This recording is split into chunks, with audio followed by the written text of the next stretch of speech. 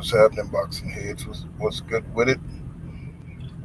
It's your boy Cool Kind of Boxing coming back at you with another boxing live stream. You know what I'm saying? You know, I was watching Roy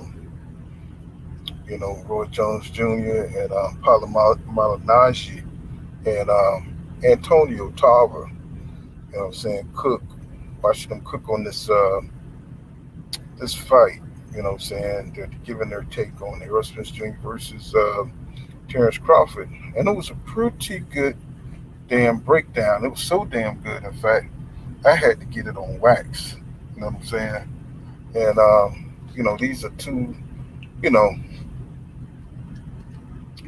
Roy Jones Jr. We all know his resume. You know what I'm saying? He needs no introduction. You know what I'm saying? The Black Superman. The man with the fast hands. Roy Jones Jr. in the '90s was untouchable. You know what I'm saying? Nobody could fuck with Roy back then. And you got your boy Antonio Tarver, who knocked out Roy Jones Jr. That was the saddest day of my goddamn life. But, you know what I'm saying? Somehow they find themselves together, you know what I'm saying, doing a podcast with Paulie Malinaggi. You know what I'm saying? We got all kind of problems, but one thing about Paulie, he can break down a fight when he's not on that bullshit. You know what I'm saying? Paulie is a great boxing analyst. You know what I'm saying? But he be on that bullshit a lot. That racist shit. But he can do his job. You know what I'm saying? He just got that inferiority bullshit going on. And, nobody got time for that. But when he gets honest and he does his job, he's one of the best at it. Kind of like Keith Thurman. You know what I'm saying? Keith Thurman would make a great analyst. You know what I'm saying? He can break down fights really well.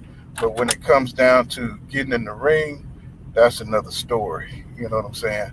So here we got Roy Jones Jr., we got Paulie Malinaggi, and we got Antonio Tarver. What's going on, Just Do Boxing? What's going on, my brother?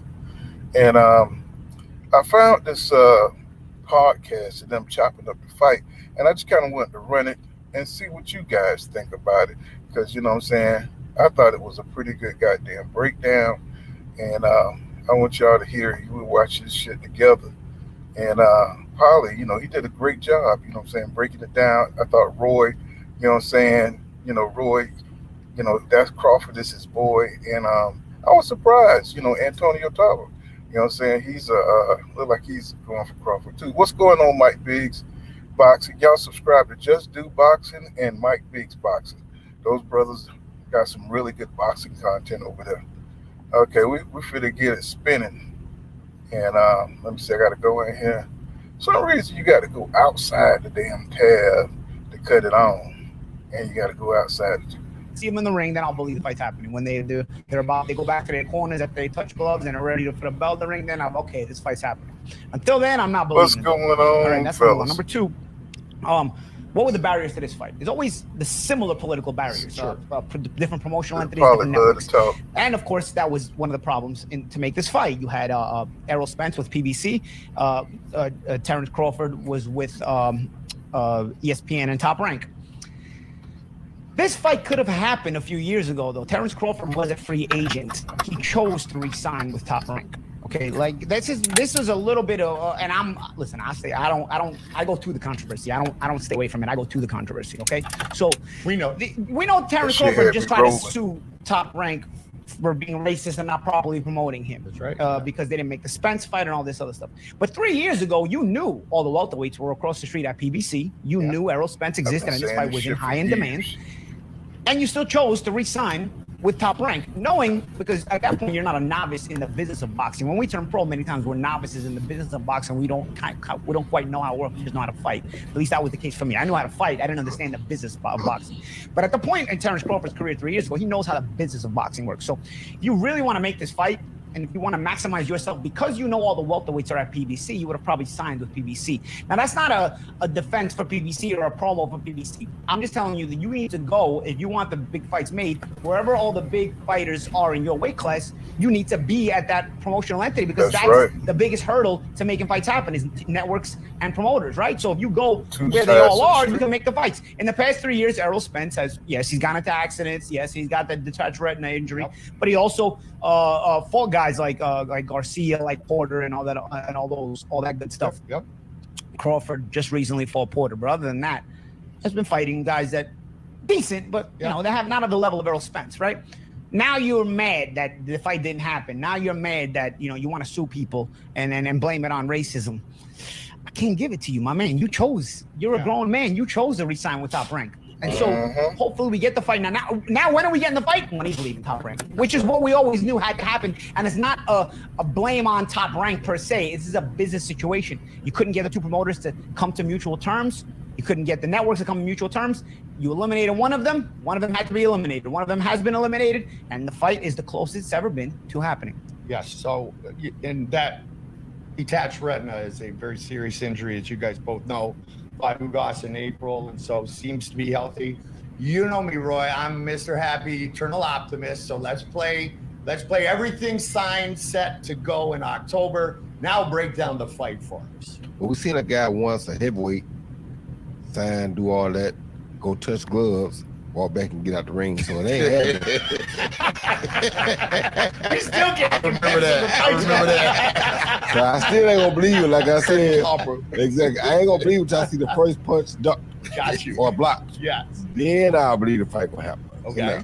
Now, to break the fight down, man, to me, Errol Spence is what you call a pressure cooker. You know, he's gonna come out there on medium, and as the fight go on, he's gonna turn up a little bit hotter, a little bit hotter, a little bit hotter. How does Terence deal with that? Does Terence go out and put water on that fire early and calm it down? Does Terence wait and rise his game with that temperature rise? Or does Terence go out and just try to smother the whole fire? That's where the fight gonna come at. What style of fight does Terence choose to use? Because he got 3 different ways he can deal with it, but we know what Errol is, and we know Errol coming. Errol is gonna be Errol without a question. How do you deal with that? So in this case, as Roy breaks it down, we've seen Bivol take Canelo out of being that pressure cooker. Devin Haney took Kambosos, maybe not as much of an example, but a guy who likes to fight on aggression. Paulie, can this pressure cooker truly be controlled? You know, Crawford certainly has weapons to control it if need be. My biggest question for Crawford was, you know, when he was a lightweight, he came up all the way to the welterweight division, and he answered a lot of questions for me when he beat What's going on, Ben? and then when he beat Sean Porter. Not because of particularly those fighters, but he's won at welterweight in other fights, but because of the styles those guys had, physical styles. And sometimes a guy coming up from a different weight class is able to skillfully deal with the bigger fighters, but he's not able to deal with the physicality of the bigger fighters. The way Crawford does the physicality of Horn and Porter shows me that he's grown well into the welterweight division. Of course, having said that, Errol Spence is another animal completely, and he is a physical specimen that not only is naturally a welterweight again, but also has all of the ability to make life hell for you. Crawford does have the weapon, so he can fight out of both stances. He can go to the body, he can go to the head. He disguises all his attacks very, very well. I was talking to Ray Beltran recently. Ray Beltran fought Crawford at lightweight, and he said, man, that guy's unbelievable. He was just full of praise for Crawford. And Beltran's a tough guy. He's fought them all, you know? And he was just like, you know, a couple of rounds I was in there with him, and then he's like, I just couldn't figure out what I was doing. He to quote Ray, he goes, he beat the shit out of me, but you know what? It was great being in the ring with him. I was trying. He goes, I was just amazed while I'm in there. I'm just amazed at with the things this guy can do, you know? Right. So, you know, he has there's a lot of deceptions and a lot of layers to the style of Terence Crawford. But still, Errol Spence, while he may not be as creative, is also not just your typical all-out pressure guy. There's a technique to him, and there's a game plan to him too. The range of this fight is very important because Spence, when he's in close range, is going to your body and he's absolutely debilitating you. Can Crawford maintain a certain range, no matter what stance he's out of, and no matter how much deception he's using? can he get the respect of Spence to where Spence has to second guess himself coming so close? Spence is not just going to walk in the front door. You know, he has a good jab, and he knows how to, from the southpaw stance, he knows how to enter the punch zone. He's not just one of these pressure guys that just tries to enter the punch zone for free so you can outbox him. He's not a Camboso, so to speak. He's going to have his own intelligence behind his pressure. It's a very, very intriguing fight, which is why we wanted to see it for such a long time. Yep. But to answer your question, both guys have the ability to execute their game plan. Crawford does as well. So in Crawford's corner, he knows it's not a matter of if, it's a matter of when he is going to have to weather a storm and then maybe another storm and a tornado and a hurricane. And it's how he's going to be able to handle or diffuse those. Would that be accurate, Antonio? When I look at this fight and I look at both of these fighters, you know, my breakdown is that when I look at Errol Spence, I know what he brings to the table. He's a great fighter. You know, I've seen him do it, you know, over and over again. When I look at Terence Crawford, I look at a fighter that I can truly say can do everything in the ring. He's shown me different, you know, sides to his game, counterpunching, you know, ambidextrous, and I've seen him attack the body. I've seen him box backwards, counterpunch. So I believe Crawford can do everything in the ring. I think Spence is an expert at what he does in the ring, but I just don't think he can do as much as Crawford. And I think just now, I think I got to lean toward Crawford figuring it out. But it's a super fight, nonetheless, with the two best welterweights in the world, and I just can't wait to see it. A real super fight. Yeah. Products TV podcast. So what now? Which one of the things he does very well is not just the pressure, but it's an insane body attack. It's an insane body attack. Oh yeah. Well, If shit, executed I usually correctly go on in at any fight, 8:45. takes so away I try to your stick best with it. attributes because But, the you body know, attack anytime debilitates them you, guys no come matter on, what they you gonna do take well, over which is any fighting backwards or goddamn way. forwards, fighting left to or right, all those things you do so well. When you've been attacked to the body so well, it Well, I'm will on break you. now. I And mean, I I've just been on for can't about, get out what, of my mind that for like 11 Crawford, no matter minutes. how much success he's had, is still a natural lightweight. He still started out at lightweight. So Okay, the I body mean, is such a I ain't gonna powerful go off natural just 'cause he welterweight like on. Spence You know will what I'm eventually saying? get to you and break you down. Alright. So I while there's terrific rankings to Crawford, All right, bro. I just angle towards that side because I just feel that what Spence does is going to be very difficult for a natural lightweight, despite all the success he's had at welterweight, to be able to have to overcome. Luckily for me, Errol Spence is not white, or they'd be calling me a racist. You know what I mean? Well, I'm still that's calling about that you racist shit, ain't it? but Errol, because my Michael Garcia came up from lightweight You are and fought racist. Earl, and he didn't have no problem going 12 rounds with him. So it's not like he a killer puncher, and he got killer pressure, but he don't have killer punching power on that one punch power. Yeah, I because don't really he mess never really with even hurt Paulie Michael either. Garcia. But He he beat can him break with down that the fight, pressure, man. but he never hurt him. So that's why if a guy was bigger and had punching power, that would be a problem for Terence. But Earl is not really your typical one punch guy. He's more of that pressure guy, which means that you don't have to worry about the one shot so much. You got to worry about the accumulation. Now, the body attack, I totally agree with because he has a vicious body attack and he sticks with it. He has discipline with it. But as far as being bigger, that really won't make a difference until late in the fight. If that body attack has any effect on you, then that size would also have an effect. But he's not the one punch guy that you think because he's big, he's gonna hit him one time and knock him out. That's not him. He don't fight like that. So it's like, I understand what Paulie's saying, but that's why it was always debatable as to me as to who will win, because can he last long enough to start affecting Terence, or will Terence catch him early and mess him up enough that he don't get the chance to get into his lane or into his mode? And that's why I think it's an intriguing fight. It's one that has to happen because both guys have something to prove. You understand me? We want to know, and we ain't seen this since Tarver and Sugar Leonard, who's the best welterweight in the world. Undefeated welterweight. But I'm going to add to that here because I've seen quotes of Mike Garcia. He said he was in pain in that fight. In that I bet he fight. was. He had to Mikey bite down, and you saw something Mikey Garcia. kind of fading in the fight. He went the distance, but he faded in the fight. He had to rely on his toughness to get those 12 rounds. I'm not saying Crawford doesn't have the Yeah, toughness, Mikey fucked but up in Crawford that fight. butters his bread with his skills. Garcia is Crawford has technical. the toughness. What I'm toughness. saying is Garcia is just a come forward guy. So there was nothing really. There's no other avenues he has, while Crawford has the other avenues he can play at. But if he's debilitated to the body, can he stay in that kind of fight? Can he be, when your stamina is affected, when you're feeling that pain more because now your ability to get away from it because the body shots have broken you down. Now you've got to stay in there longer than you really want to against this heavy puncher. I mean, I was looking at the Ugas fight, man. I was cringing looking at Ugas, man. He was just in so much pain. Forget about the broken orbit, which I can also relate to. You can just see the body shots ripping him apart. Oh yeah. And if you don't What's have going on, Don? any wrinkles to your game, like I don't think Ugas had, that's what you're gonna get. Sure. But when you have the experience as a Crawford, and Crawford is a leader. Steven Shakur, all these guys look up to Crawford. He's mentored a lot of champions. Mm-hmm. So this ain't just no guy that's just out there. He's a leader of champions. So, he has a responsibility, and he's been like that for a minute. So this is a guy that knows who he is, knows where he's going. I love Crawford, you know what I'm saying? I'm not a fan, but I love what he does in the ring. So when I look at this fight, it just goes back to, I love Errol Spence and what he brings to the table, but I just haven't seen enough dynamics, enough of a lot of things that he just does what he does. Excellent. And if he fight his fight, he can beat anybody.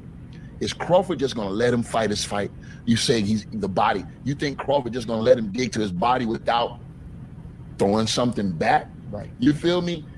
Crawford ain't that type of fighter just going to let somebody dig to his body. No, he going to catch that, rip up, and throw a combination off of it. So these are the wrinkles that I think. And both of these fighters are elevating their competition, because I don't think Crawford has ever fought a talent like Spence, and I don't think Spence ever fought a talent like Crawford. So they both gonna be a fish out of water. Let's see who can swim.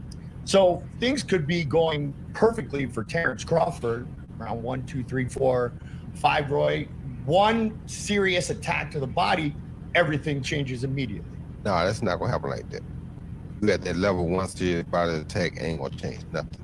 It's gonna take an accumulation of rounds for that to happen. That's not gonna happen no one time, no one round. No. It's gonna take round That's 8, toughness that 8, Tony 9, talks 10, about. 11. Then you might start seeing it. Gotcha. If you can get it off in those rounds. Like he said, it's not like he gonna stand there and let the man punch him in the body like that, or not be trying to fight the man's head when you do punch the body. So it's a lot of other wrinkles in there that you gotta factor in.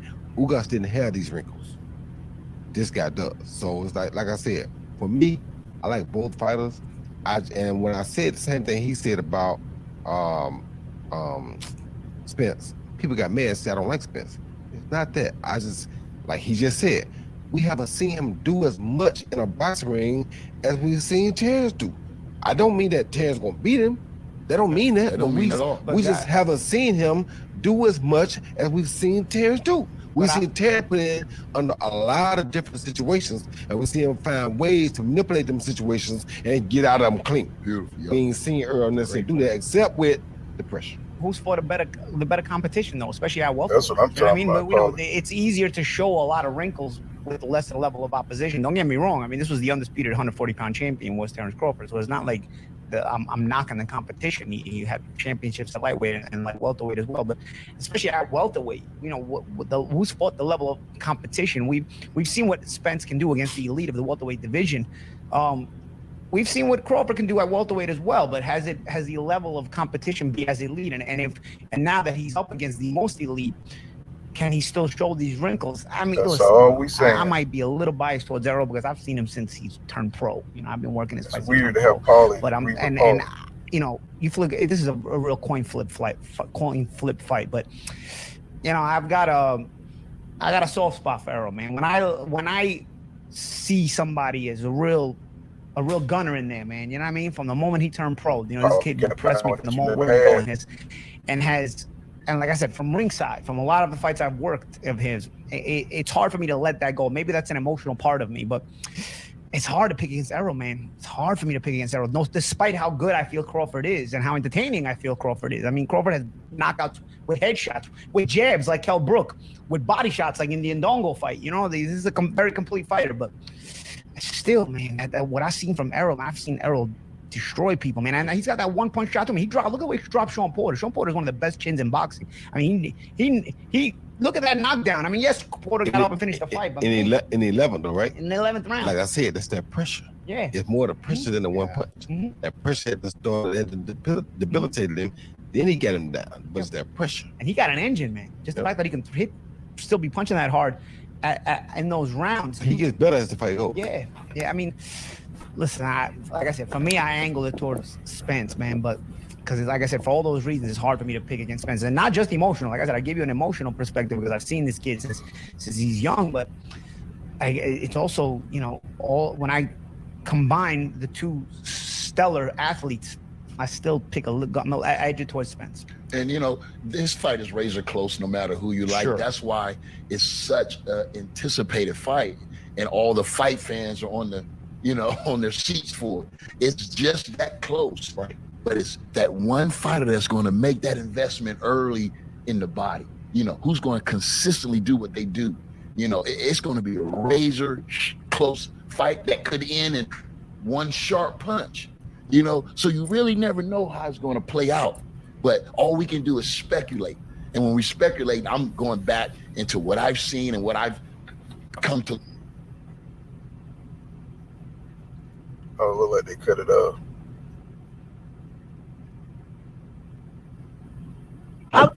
I'm being at a press conference like, I control the fight. I control the fight. Let's see.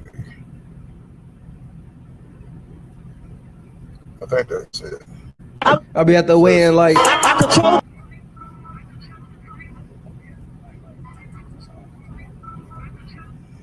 So yeah. So I just wanted to share that with you guys. You know what I'm saying? So you know what I'm saying? Pretty much the experts. You got Roy Jones Jr. You know what I'm saying? He's over there. You know what I'm saying? He got Crawford, and we know Roy Jones rocked with Crawford because he's covered a lot of his fights. Paulie covered a lot of EJ fights, and you know what I'm saying? Antonio Tarver. This is the first time I've heard Antonio Tarver actually come out and state, you know what I'm saying, how he felt about this fight that's coming up. And from what I hear, thank you, Just Do Box. From what I hear, the fight is signed, and all they're doing is waiting for you know what I'm saying, for it to be announced. You know what I'm saying? So I thought this was a pretty good little breakdown between, you know what I'm saying, these great fighters except for Paulie. You know what I'm saying? Paulie wasn't a great fighter. You know what I'm saying? He did what he could do, but, you know what I'm saying, he really wasn't one of the greats, you know what I'm saying, that was up there. He just kind of fell in there, you know what I'm saying, when it wasn't no really, you know, say tough competition. And when the tough competition came, you know what I'm saying, you saw AB beat his ass, you know what I'm saying, he started getting his ass whipped. And, you know what I'm saying, he felt kind of bitter about that, I do believe, you know what I'm saying, because he started talking about everybody on steroids and stuff like that. And, but, you know what I'm saying, one thing about Paulie, man, Paulie can break down all the bullshit he be talking about, you know what I'm saying, is the WS stuff, white supremacy shit he be talking, man. He can break down a fight when he cut through the bullshit. And, I mean, I really don't fuck with Paulie because of the whole Deontay Wilder thing and, you know what I'm saying, all the shit he was saying about Eastern Europeans and stuff dominating boxing. We know that's all bullshit. But, sometimes, you know what I'm saying, Paulie got some clarity and, you know what I'm saying, he'll break down a fight, you know what I'm saying, honestly. And I think Keith Thurman also has that ability, you know what I'm saying, to cut through the bullshit sometimes and just give you a great analysis of a fighter and what they can do. I mean, really highly intelligent breakdowns and stuff. So, for me, of course, everybody knows, I think that, Errol Spence is going to be, in his physical prime. I mean, he's going to be, he hired a nutritionist, and I think he really understands, you know what I'm saying, what he's facing in Terence Crawford. I think he knows he's facing the best. He's facing somebody who's highly intelligent, somebody who's really crafty at hitting you and hiding his punches. And he's got power. So I think Earl knows he has to be at his best. So he's going to come in there, in top condition. So, EJ, you know what I'm saying, can come on in the second half. You know what I'm saying? That's his territory. You know what I'm saying? Even though He comes out with a good pace. He comes out with that jab, you know what I'm saying, to win rounds and stuff. But when you turn up, EJ turns up too. You know, Crawford does the same thing. You know what I'm saying? When you turn up, he turns up. And that's why this fight is going to be so goddamn good, y'all. You know what I'm saying? Because we got two fighters in their prime. You got two fighters with equal talent, different talent, but equal talent. You know what I'm saying? That's something that the fans are not saying. You know, either it's Terence Crawford can outbox EJ, or, you know what I'm saying, EJ, you know what I'm saying, got too much power.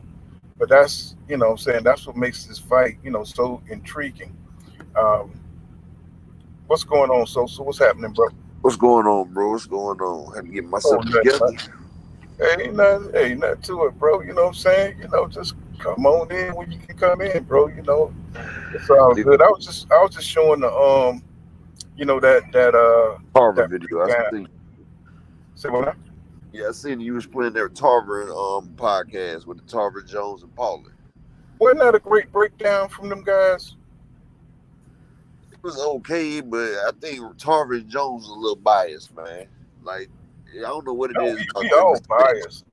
I mean, we all biased to a certain extent. You know what I'm Yeah, but saying? they be hating on Spence's greatness though, bro. Like I've seen them. They always doing it, Oh especially yeah, Roy. I've seen it. I don't know about it so much Antonio Tarver, but I know Roy. You know, what I'm saying Roy definitely been in them Crawford fights, calling them Crawford fights, and you can see it with Paulie Malinaggi. You know, what I'm saying he was covering the Errol But Spence Jr. fights, and he no even matter said, what, "Shit, but whatever Spence been doing, Roy always been very critical of Spence. Even when Spence was oh coming up, yeah, Kell Brooks and all them, like Kell Brook at that one time was considered the baddest welterweight. Like, what nobody yeah, trying to pick a special one. Like the man even moved up 2 weight divisions to fight Triple G. yeah." Keith Thurman didn't want to fight him. You know what I'm Yeah, did saying? nobody want to fight Kell Brook? He was He the should have been boogeyman. he should have been the first one to fight Kell Brook instead of They wasn't Sean trying to see Porter. special. They wasn't trying to see special K. That man was considered the boogeyman. Yeah, Nigga, he should, what was he like? but Special K didn't want to fuck with EJ either. You know what I'm saying? Because he did not want that smoke. You know what I'm saying? That's why he went up and fought Triple G. You know what I'm saying? Remember that? You there, Sosa?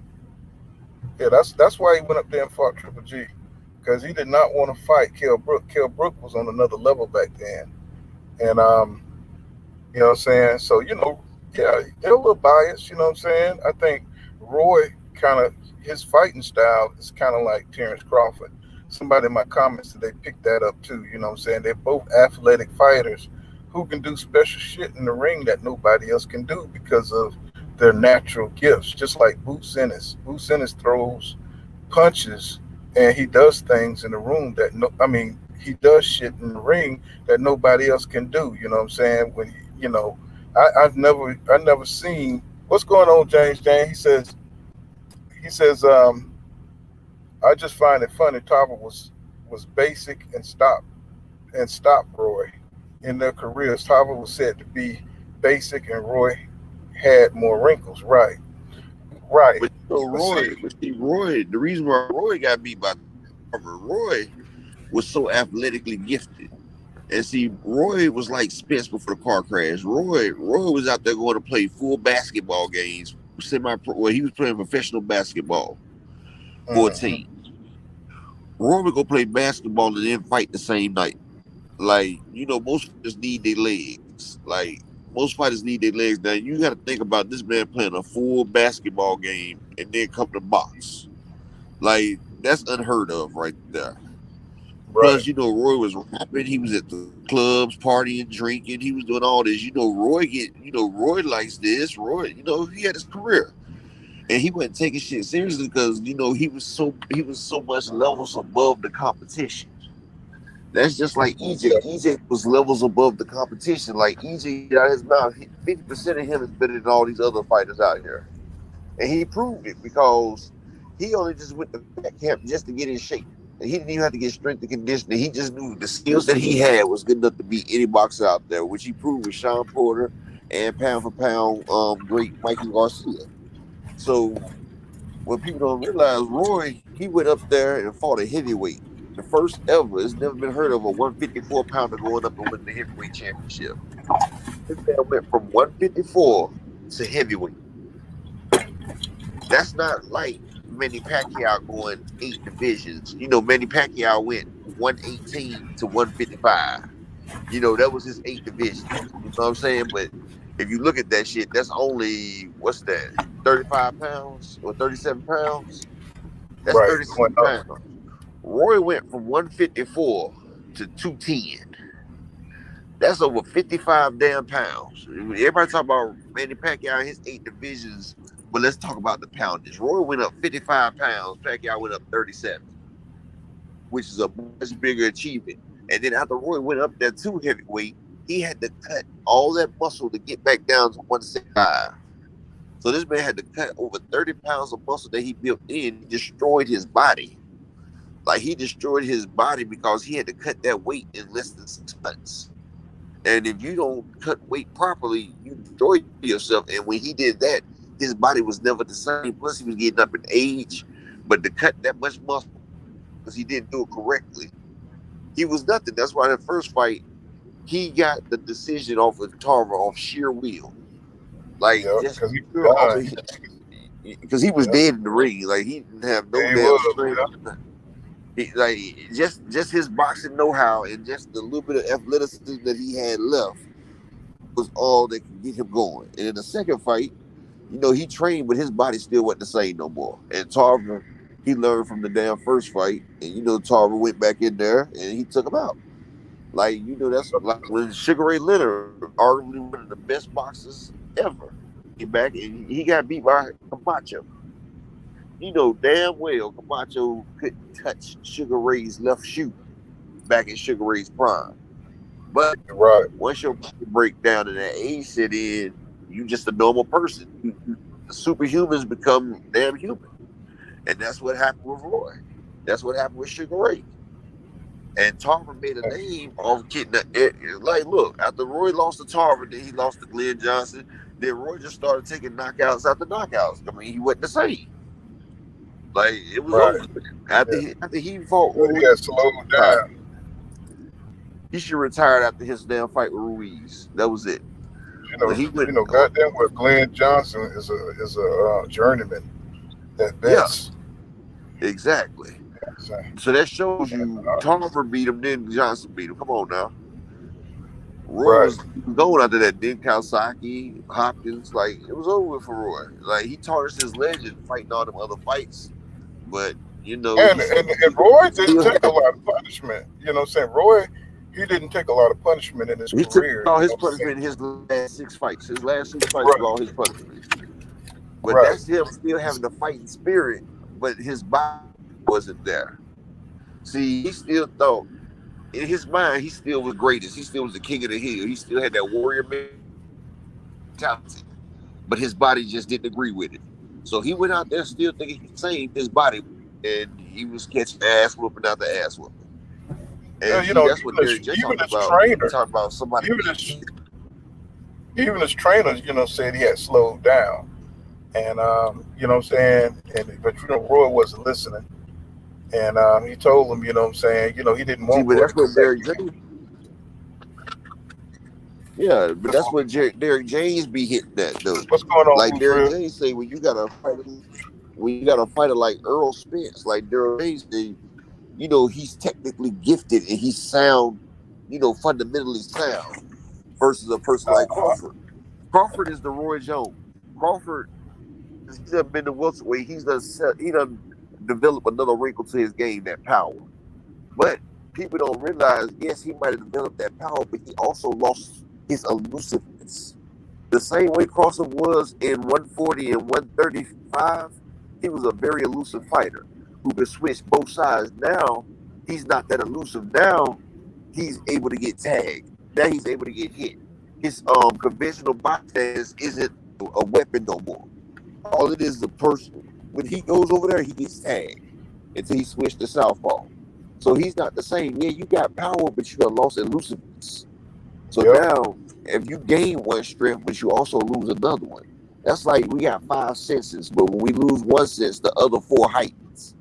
So see, he lost one, and his other 4 senses have heightened. Like his ring IQ's heightened, his powers heightened, but he still lost one. And see, like Derrick James said, the way they train Errol Spence, they're not relying on the athleticism. They're relying on precise precision, timing, and know-how, muscle memory. Like if you watch Errol Spence in his workouts before the fight, the way he hits the bag, that is the exact same way he breaks down an opponent. The exact same way. It's all in rhythm. A person might disrupt the rhythm, but then he goes right back down to chugging away, chugging away, chugging away. Boop, stop, boop, boop. All right, back down, chugging away, chugging away.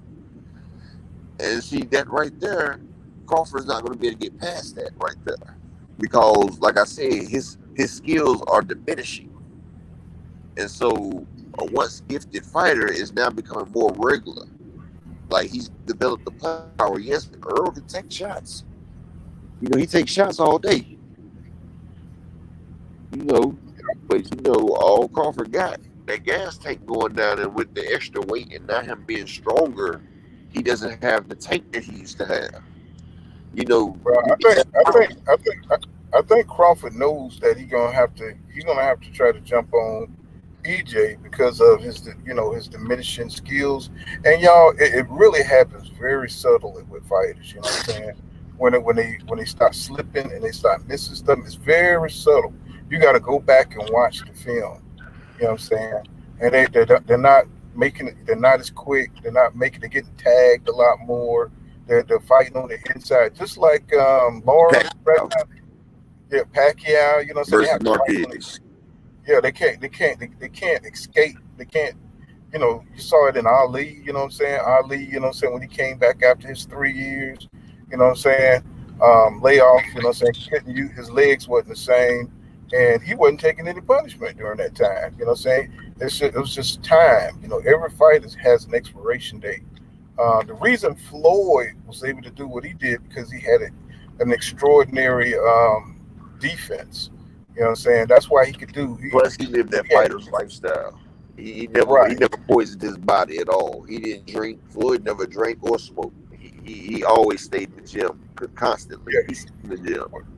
Yeah, he was extraordinary. You know what I'm saying? I mean, his defense, he could make you miss on the inside. He can get in your chest. Yes, special Had an skills. extraordinary career.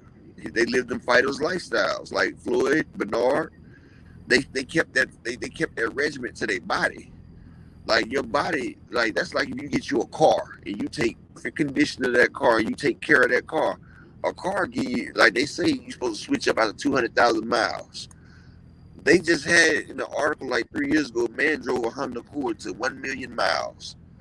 That people from Honda came and got it, gave him like $200,000 in a brand new Honda Accord. Like if you take care of your engine and you keep everything correct and running smooth and oiled up and everything right there, it'll last. But everybody's not doing that. Everybody's not. Well, every like what Son of Peter, he says, stop that. He said, you're saying Spence would not be fighting a Crawford in his prime. No, he's in his prime. That's not what I'm saying, Son of Peter. He's in his prime, Peter. But what I'm saying is he's not like, you know, when you're old, when you're younger, you know what I'm saying? You know, he's just aging, is what we're saying. He's what aging. I'm saying, Son of Peter, Crawford, yes, he's still in his prime. But what I said, he's done changed the wrinkles of his game. As when he was at 140, he was more elusive. Now that he's done got older, he's done got heavier, he's done lost the elusiveness and gained power. He's still a prime fighter. He's still pound for pound 1 and 2 with him and Spence. But what I'm saying is, as you get older as a fighter, you change. Like Floyd, he was Money Mayweather. Right. He was quick and knocking people out and just taking firefights. As he got older, he still was in his prime, but as he got older, he switched the facets of his game because his speed wasn't what it was when he was Money Mayweather, and his punching power wasn't the same. So he changed his game around to more defensive sound and more punch placement and, you know, more accuracy. He changed his game around as he aged because when we're growing, we don't have the same abilities as when we were young. Like that's when you see that's what I was trying to first say. get started, they fight like 7, 8 times a fucking year. But then as they get older, they start fighting 2 and 3 times, like 4 and 5. Then they drop down to 2. Sometimes people fight 3 times a year, 2 times a year, once a year, because you're And, getting older and your body's getting that mileage. Interesting thing, Floyd told Errol Spence Jr. He told Errol Spence Jr. this when they sparred. He said, "You're not going to be able to fight like that when you get older." You know what I'm saying? So he was telling Errol Spence Jr. to don't rely on his physicality. You know what I'm saying? To work on his fundamentals and keep his fundamentals sound. You know what I'm saying? Because when you get older, you can't just win by attrition all the Yeah, when you time. get older, your reflexes is not as fast. Right. And that was a good analogy with the Roy Jones thing. That's the perfect one.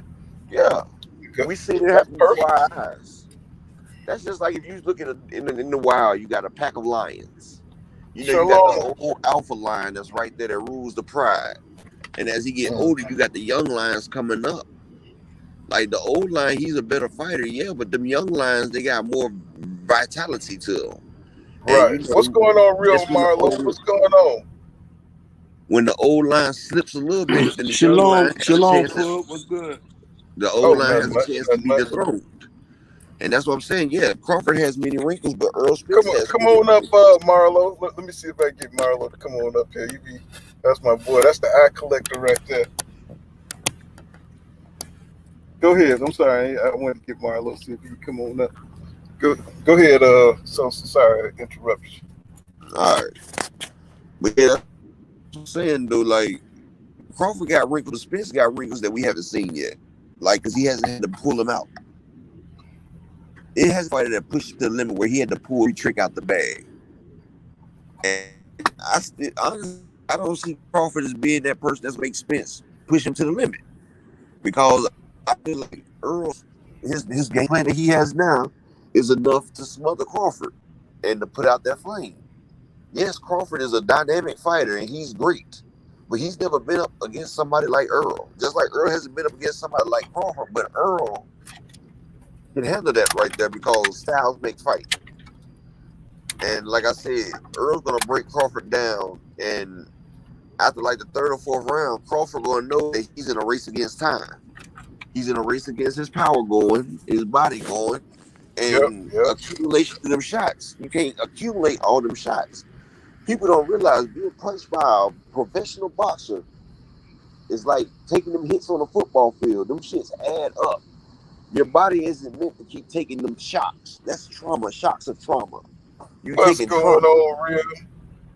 What's going on, real Marlo? What's happening? Go ahead, bro. I'm good. Salute, No, child. no, What's good, no, Pub? I'm just hollering at real Marlo. What's going on, bro? What's good, my boy? What's going on, boy? I've been following the Eye Collector series. We been on Shalom, that. Marlo. What's good, bro? Salute, Okay, bro. let me let Sosa cook. I just Now want go ahead, bro. I Go just ahead. want What's going on, Marlo? no What's no good? go ahead finish what you think. It Bro, was I done lost interesting. my place, man. Oh my bad, bro. It's I'll be all right. fucking. Okay, James says everyone says Crawford has so many wrinkles. He fights the same way. He is a counterpuncher. Check the left hook and wait for you to make a mistake. Look at his last 4 fights: Brooke, Khan, Porter, etc. And Molly, what is it? Malia 76 says keep it up, keep that oil clean. And of course, my boy Marlo, you know what I'm saying, says salute. And how you say that? Malia 76. He said, Marlo, you the one doing those comic book cartoon designs of Spence. And James says this reminds me of Spinks Tyson. Tyson would get schooled. He never met a boxer like Spinks. 93 seconds later. And let's see. Ronaldo Mitchell says he said Crawford had 2 fights in 3 years. If him and Spence fight in October, that's almost a year out the ring. Yep. And he's Maloney 76 says Crawford is too wide. And what's that? What's that mean? IMO? What that mean? You know I'm old and shit. What that mean? IMO? I don't know. I think it's like I imagine or something like that. I don't know what that thing mean. I'm my And boy. I'm old here. And James says, oh, they're just speaking to each other. They just hollering that real Marlo. Okay, so let's get back into it. Where you went, Marlo? You know what I'm saying? Okay. But yeah, man. So, like my man saying. So I wanted to get your take on this. I know you my boy be tripping over there, boy. Boy, I ain't Hey, never seen a Marlo, motherfucker. I Hey, gotta go to I ain't Marlo. never seen a motherfucker. Go ahead. I What's seen good? you with that eye collector shit, right? Yeah. Then tell me why I seen Eagle with that same eye collector shit. Oh Yeah, yeah. stealing my shit, bro. That nigga always stealing my shit. The And then moment I when you make a say video, something to Ego, then he want to kick you off his little platform. In my opinion. Okay. Go ahead, say yeah. it again, bro. Then when you No, confront him about it, he kick you off his little platform. No, I ain't even hop on his shit. I just happened to see it. I'm like, damn. No, I'm This... talking about anytime you say something that Ego don't like, he'll bitch up and kick you off his little platform. Oh yeah, that's some whole shit. Cause I let them Bud fans, man. I let everybody come through, say before they I'm want the to. greatest. I'm the We don't no greatest. bitch ass shit. You let Look, this niggas. is what it is. Here go my ego right here. Here go. They say I'm the first with the eye collector, the debt collector. I'm the shot selector. Bars. Those are bars right there. Ain't nobody fucking with me right now. I just made that up right now. Ain't nobody fucking with me. Ego, baby. I'm the best doing this. You feel me? Now y'all smash my likes. But look, I would like to take some time out right now. Y'all, I've been checking my YouTube analytics, and I see half of y'all watching my content, but y'all not subscribing. Then 5 minutes later, oh, I don't need your subscriptions. We get money over here. This is a $5 cash app. We getting money over here, people. They talking all that, but we talking money. That's how that nigga be. I know, man. But I ain't never. His Hey, lit hey, back I ain't, watching my shit, bro. He was just taking everything from like thumbnails, all types of shit. I, damn, this nigga, bro. It's cool, bro, but don't act like don't try to hold your nuts on the nigga like you don't never. Bro, come on. But it's all good. Motherfuckers know or find out, sometimes motherfuckers don't even know about your channel. It ain't even that they don't like it or nothing like that. It just some people just discover you. Yeah. But I know for a fact he watch my shit all the time, bro, because it's been too much shit in the past and now. Like I'm like, bro, he be still. But that's what niggas do when they got a gang of subscribers. They run out of shit, but this shit ain't gonna stop. So just like I came over that shit, nigga, we got plenty more in the bag. that shit, nigga. Hey, when you came out with that phone on the phone shit, nigga, I was fucked up. Hey, nigga, I ain't never seen no nigga put content, show the camera on the damn phone, nigga. That shit had. I was like, this nigga is a genius right here, boy. I was like, I be damn. I said, is that simple? Is it that simple, my nigga? Hey, you had that shit really. I said, this dude know what he doing. And I like the way you break down them damn fights and see too, boy. You be going in there finding them nuggets. You know what I'm saying? I was like, go ahead. Go ahead. Oh, I thought you Yeah, were I'm gonna say trying to something. get my page going pretty good, Marlo. I've been up about 3 weeks, but I've been subscribed to yours though. Oh yeah. I've been subscribed for a long time on your shit. You know what Yeah, I'm I've been saying? subscribed to Marlo, but shit, if you can, Marlo, see if you can give me a shout out on your show if you can. I'm trying to build my Gotcha. followers up. What's your Yeah, name? Excellent. y'all. What's your name, bro? Where you from? You from Omaha, Nebraska? Uh, No, I'm from hell Winston, no. I'm from Winston-Salem, bro, I North got you. Carolina. Oh, okay. You know. I got you. Just made your name. I'm gonna put it in. Up at Excellent Sports Bar. So yeah, we were rocking on this Roy Jones. Did you see that Roy Jones, Paulie Malinaggi, and Antonio Carter breakdown? Did you see that? Yep, I seen Roy Jones hating ass. What I tell you, what I tell he you, Kevin? I told you, Roy, his old ass been hating, man. Damn, Roy. I mean, Roy been hating for a long time though. That's what I said. I said EJ must have daggone damn, bro. Like Roy, what the hell, man? That What, nigga, what you think about? What you think about Paulie Malinaggi being the his breakdown and how he broke it down? and He was Paulie, on that real shit.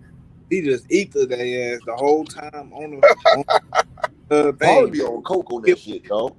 Paul he be knew on that exactly. powder. And Ain't nobody crazy gonna thing take me. is, you listen to Paulie. Paulie been watching Errol Spence from the beginning, sitting there ringside on Showtime, right there. He was right there in the front row. You can see him on camera if you go back right now and watch the Leonard Bundu fight at Errol Spence. You Oh can yeah, see. you know Paulie was pushing him versus Thurman.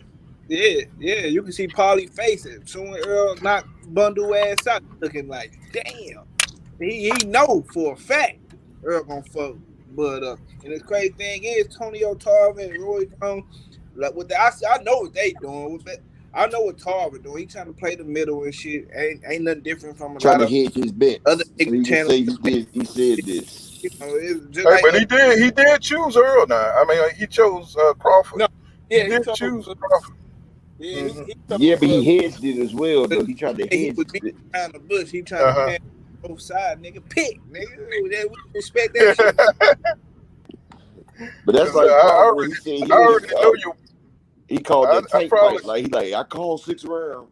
Like, he trying to get his name out there, trying to get him a check now that he's out of the game. That's what he's doing. Mm-hmm. see Him he and be Roy at trying all to the get some of that fights. extra money. Look like he be at all the fights. I already know your breakdown, but for people who may not know you, hey, what's your breakdown, Marlo, the eye collector? What's your breakdown of the fight? And I basically think Earl gonna fuck him up with that jab because Kell Brook swole this shit up in 2 rounds. So we already know that. Who says that all the time? Soon his shit gets swole, he gonna take his shit, bro. And later round, it's gonna be probably like the 9th, 10th round. Errol Spence gonna be fucking his body up like throughout the whole fight. They always say Terence Crawford is a slow starter. They always say that throughout all his fights. They always say shit like he gotta warm up the Ain't no gas warm up or versus whatever. Earl. He gotta download the information on the computer. Errol Spence gonna put a virus in that bitch. He gonna beat his ass to the body, and then he gonna stop him. He gonna take that nigga eyes, gonna be bobbling across the ring. I'm telling y'all, bro. Hey, you know what's crazy, Marlo? That sounds like my breakdown I give every time. I say, look, first off, you ain't got time to download data against Earl. You got to work on the fly. Facts. I said, because as soon as you get in that ring, it's like death, man. It's a race against time. The first Then moment that you're born, the it's first day you start to die. then it's like a double-edged sword because you gotta start fast. But you starting fast, you're gonna be taking a lot of punishment because you gotta come fight. Exactly. So And then if you try to run, he cutting off that ring, so you expending energy trying to get away. exactly why he taking energy. You using energy why he taking. That's why I said, like, Earl, I said, like, for Crawford style, it's really no win for him unless he hit that man with a damn a Soryukin.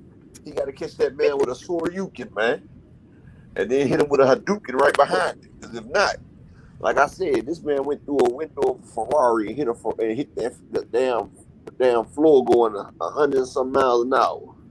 Facts. Only broke his jaw. That Facts. man right there, he gonna beat Now, that box up. And Crawford, his Crawford midsection too small, man. His All his whole organs thing sitting too around. small for you. well, Just see what he do. one point I like to make is that Earl's going to make Crawford fight the whole round, and Yeah, he see a gonna lot take no break. of Crawford opponents, they don't make him fight the entire round. You see what I'm saying? Porter wasn't in no condition to make Crawford fight the way he fought EJ. And but EJ, he's going to come in there in top condition, and he's going to make Crawford fight the entire time, and that's going to take away from Terence Crawford's style because he It's don't like a fight Formula the One entire. race car. Right? Formula He One don't. racing, baby. Right. He don't fight the entire goddamn fight. He likes to float around, and he likes to use his legs to buy time and calculate and Because pot he's a shot. boxer. He's a Right. boxer. Like Right. Stephen Fulton and them, they box at a pace. They Mm-hmm. set their pace Like, where they can do that shit all night. But see, when you got somebody like Earl, you don't get to set no pace. And if you Right. try to set that pace, Earl can fight from any angle. He has the most precise jab out there, so he can control that distance. He can fight off the back foot. He showed it in the Garcia's fights. He can fight any way you want to fight. And the problem is, once he gets loaded and locked and loaded, he don't just come in reckless like everybody keep thinking Crawford gonna catch him coming in. Earl blinds you with that jab before he approaches you, and people don't realize he has sublime footwork. That damn jab right out there. So before that jab even extended, he's in your body. By the time he let that jab go, he right there in your body. It's like concussion, like when a person firing off rounds from a gun, like pop. Like you don't even see both shots fire off, but boom, boom. You feel one and you see the other. You see one and you feel the other. They're gonna see that jab and they're gonna feel the body shot. Boom. And then from there, you got an onslaught coming. And once he's in there now, what are you gonna do to get him up out of there? And you risk a chance of getting yourself knocked out when you try to throw with him in there. So see, Crawford hasn't been in no high-speed chess like that. Like he's used to sitting back playing chess with the old people at the park. Now he up there fighting. He going speed chess in the tournament with Bobby Fischer now. And you know you got to hit boom, hit boom, hit boom. And see, you know he has to go offense and defense at the same time. And Crawford switches from offense to defense pretty well, but he doesn't do it in that instant the way Earl does. Earl switches from offense to defense faster than anybody I've seen. Because he's in there and he's catching shots and he's firing on the inside. On the inside now, not on the outside, but he's in there with 0.3 range, like 0.3 second range. He's right there, and he's catching shots and firing back. Like, see, that's what gives him the ability to get in there is that catch and shoot style. You know, catching those shots. Exactly. And that's why boxers. Let me just say one more thing. I'm stopped. And that's why people say people put their hands in their pocket when they fight Earl, because like Uga, when you in there right there and you trying to fight that inside with him, you're gonna catch punishment. It's gonna accumulate, and so the best thing you can do is try to cover up and get away, because you know anytime you open up yourself, you're gonna get hit with something, because he has his punches coming into play. He has a pattern. He has a pattern, and he switches his pattern. He goes from one side to the next, then the next side to the up.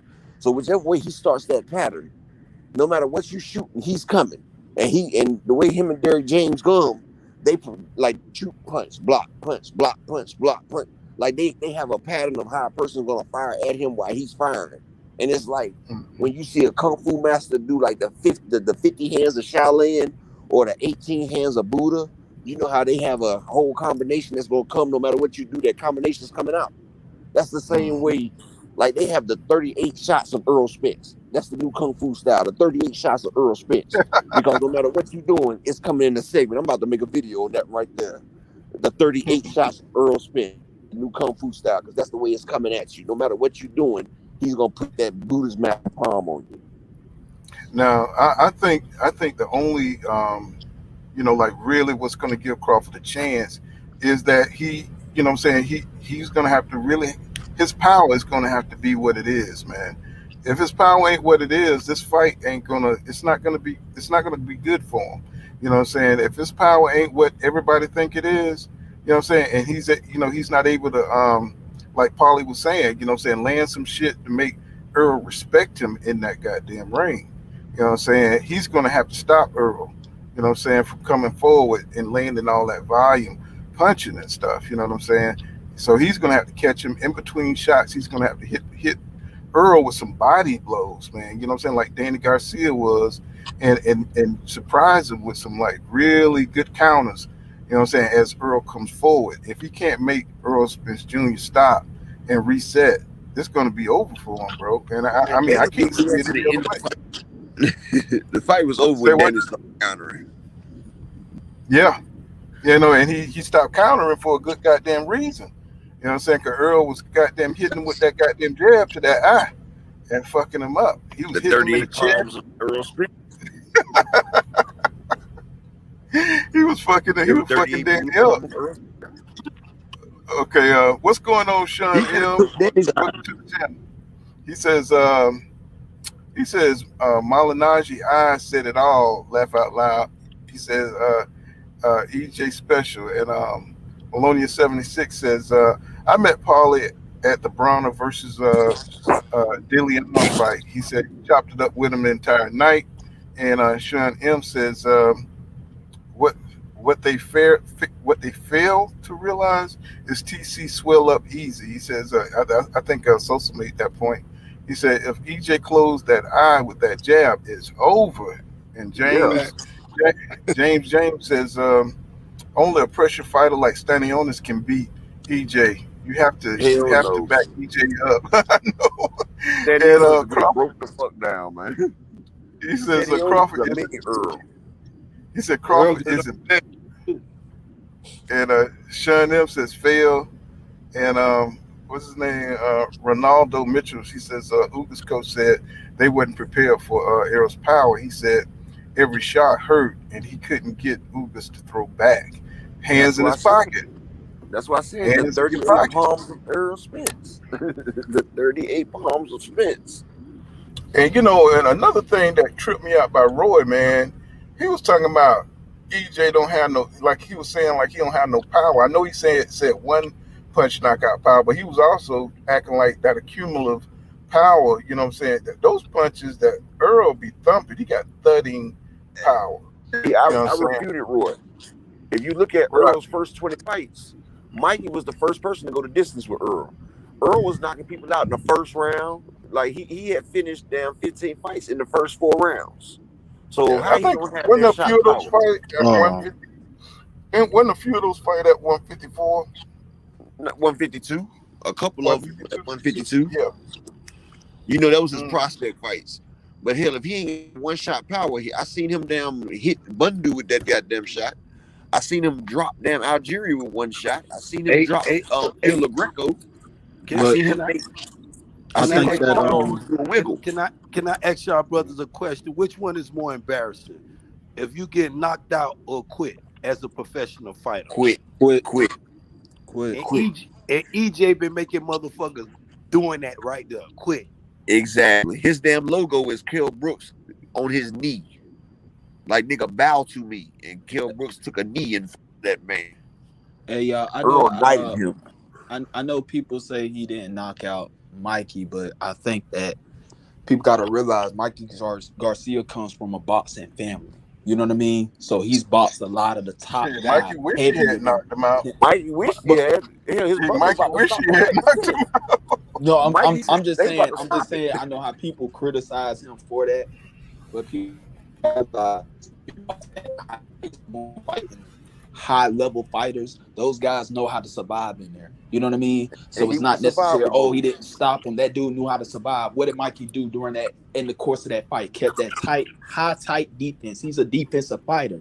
So he was, you know what I'm saying? So he's able to parry those punches. So it's not about EJ not stopping him. It's about the guy, Mikey Garcia. He was a top level guy. Remember, he was a pound for pound guy. He was on the pound for pound list. So you don't think this guy know how to survive? This dude been in there with Manny Pacquiao. You know what I'm saying? So he know hot shit when it's coming. So that dude know how to survive. And the other thing about it, he survived the weaker version of Earl because Earl had fat camp. He didn't get strength and conditioning. Right, but even if you go back to interviews, Mikey Garcia said he was hurting in there, and that's the funny thing. He said he was hurting in there. He said every shot hurt. Yeah. So, and that wasn't the EJ that fought. Now I feel like the EJ that fought Ugas probably would have stopped him. You know what I'm saying? The EJ that fought Ocampo, if he fought the EJ that fought Ocampo, Ugas, Brook, and Peterson, they would have stopped because he had strength and conditioning. The one that fought Garcia and Porter and Danny Garcia, he had, the first two, he had fat camp, so he had to cut like 40 pounds, so he didn't get a chance to do strength and conditioning. All he did was conditioning. So he didn't have his power. He didn't build his power in them fights right there. So, he didn't even get, like he said, he got a 50% of Earl. He didn't even get Earl with the damn stank on it. He just got Earl. And if you notice, none of the fighters are the same, you know what I'm saying, after EJ fought him. Right. You know what I'm saying? So what did Mikey Garcia end up doing losing? Son of Peter Everybody says Earl ended up going on a losing streak. Look at Peterson. Peterson was a beast, but after he lost to Earl, he got knocked out by Lipinets.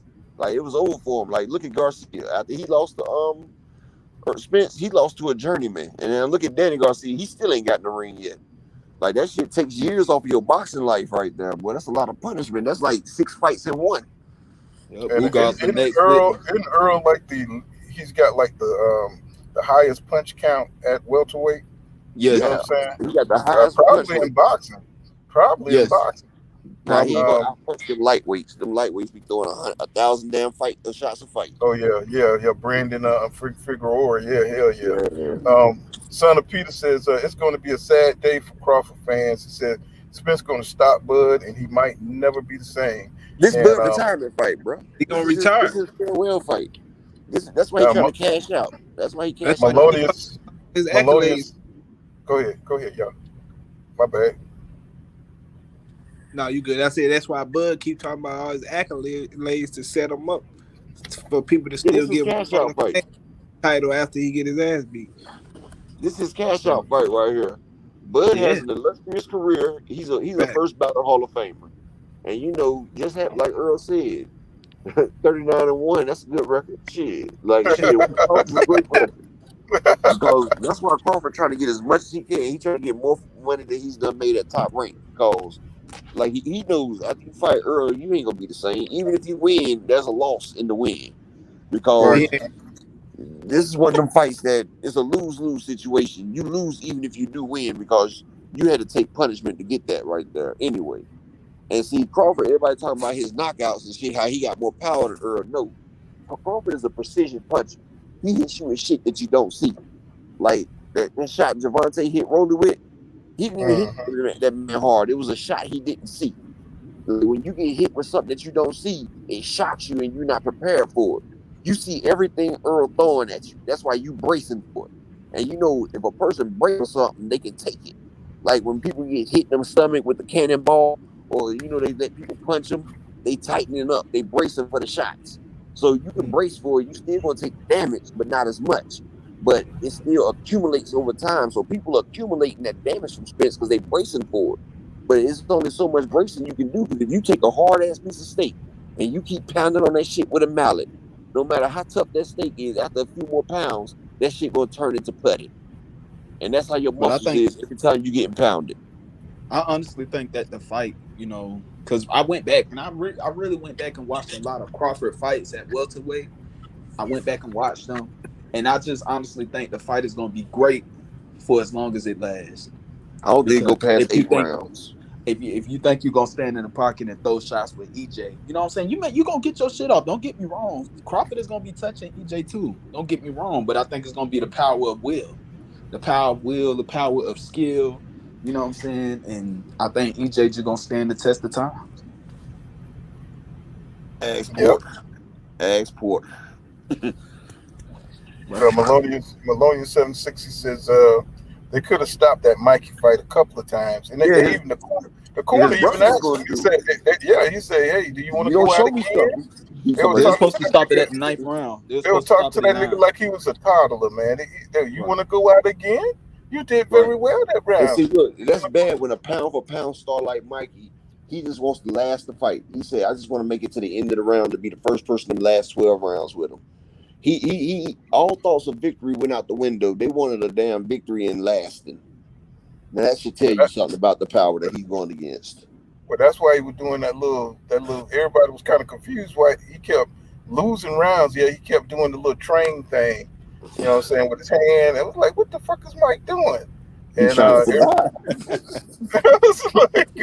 James says, "Son of Peter, you're right." He says Danny hasn't fought since that loss. He says Kell Brook went into hiding. Porter went to have a questionable win. His next fight, Spence takes time off your boxing life. That's right. That's right. You ain't seen Ocampo since. Look at Ocampo. Ocampo, him and Earl both was like 22 and 23-0. Shit, Combo didn't even want that fight. Yeah, no, they forced him into that one. Yeah, the whole IBF, his whole IBF, like what was that guy named Castanas something? Because he was like number 2 or 3 or something like that.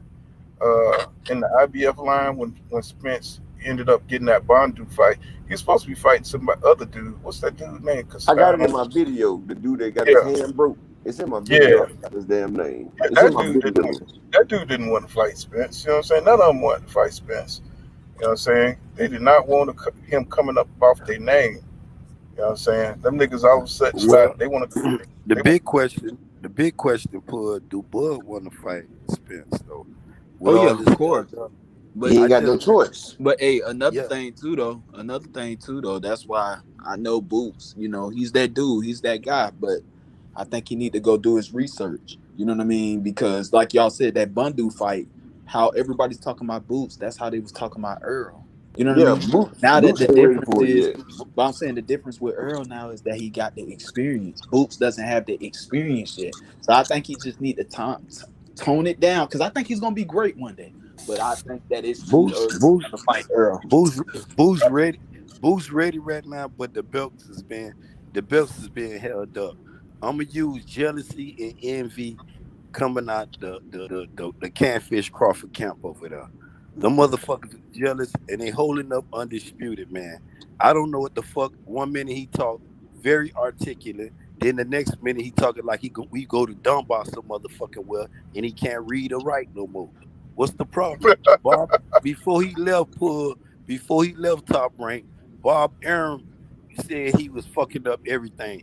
If you listen to all the Bud fans, they always go pull up that video where EJ was in that red jumpsuit, they first encounter. I'm not reaching for the past no more, man. I want the present and the future. Motherfucker, do you want to fight? The man did everything he said he was gonna do. It's time to fight. But And see all what it these is Bud though, fans, these they Bud thought fans keep making these Bud fans getting delusional and more delusional every day. And instead of telling their favorite fighter to fight, they making up more excuses. Talk about it's EJ fault. EJ fault.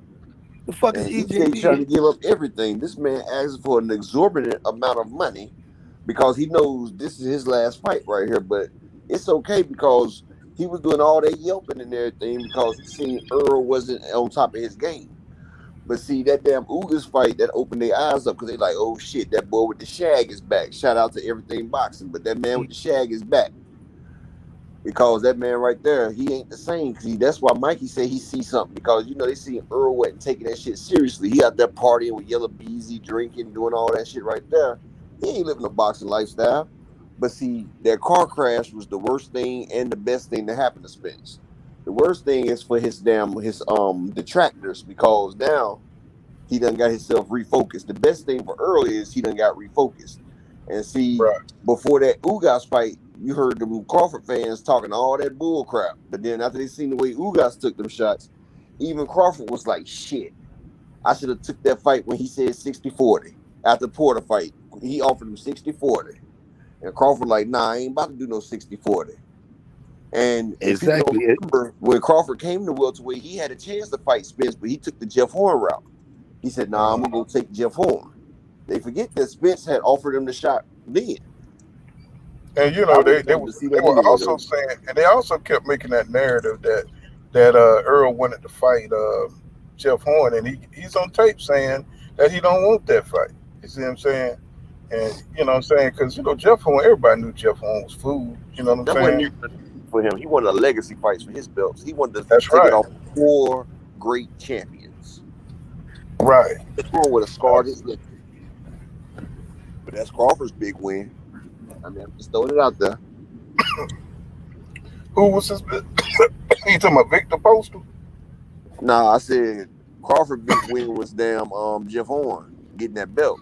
Hell, he didn't Yeah. even stop Victor Postal, but Antoine Russell did. But they talking about all Crawford's power.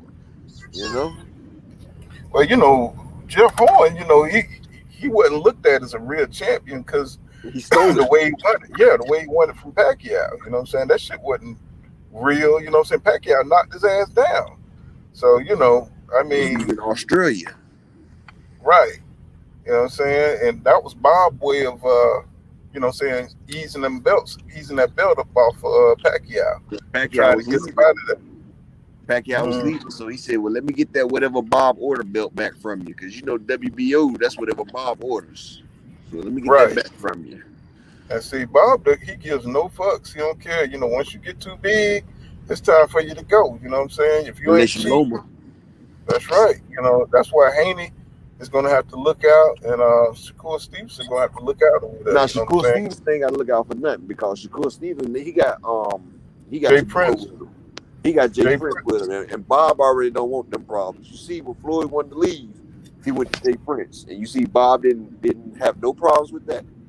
Bob know who to fuck with and who not to fuck with. That's why he was paying Darren Kinahan, to do that damn shiesty shit in them fights too. See, Bob knows the underworld people too, and he know who and who not to fuck with. And he didn't give Jay Prince no type of argument when Floyd wanted to leave, and he didn't give, just like he didn't want Shakur going for them extra belts. But you see, Jay Prince pressed on it, and he said that's what we want to do. And he paid I think he paid like $700,000 to get up out that contract. $750,000, $750,000.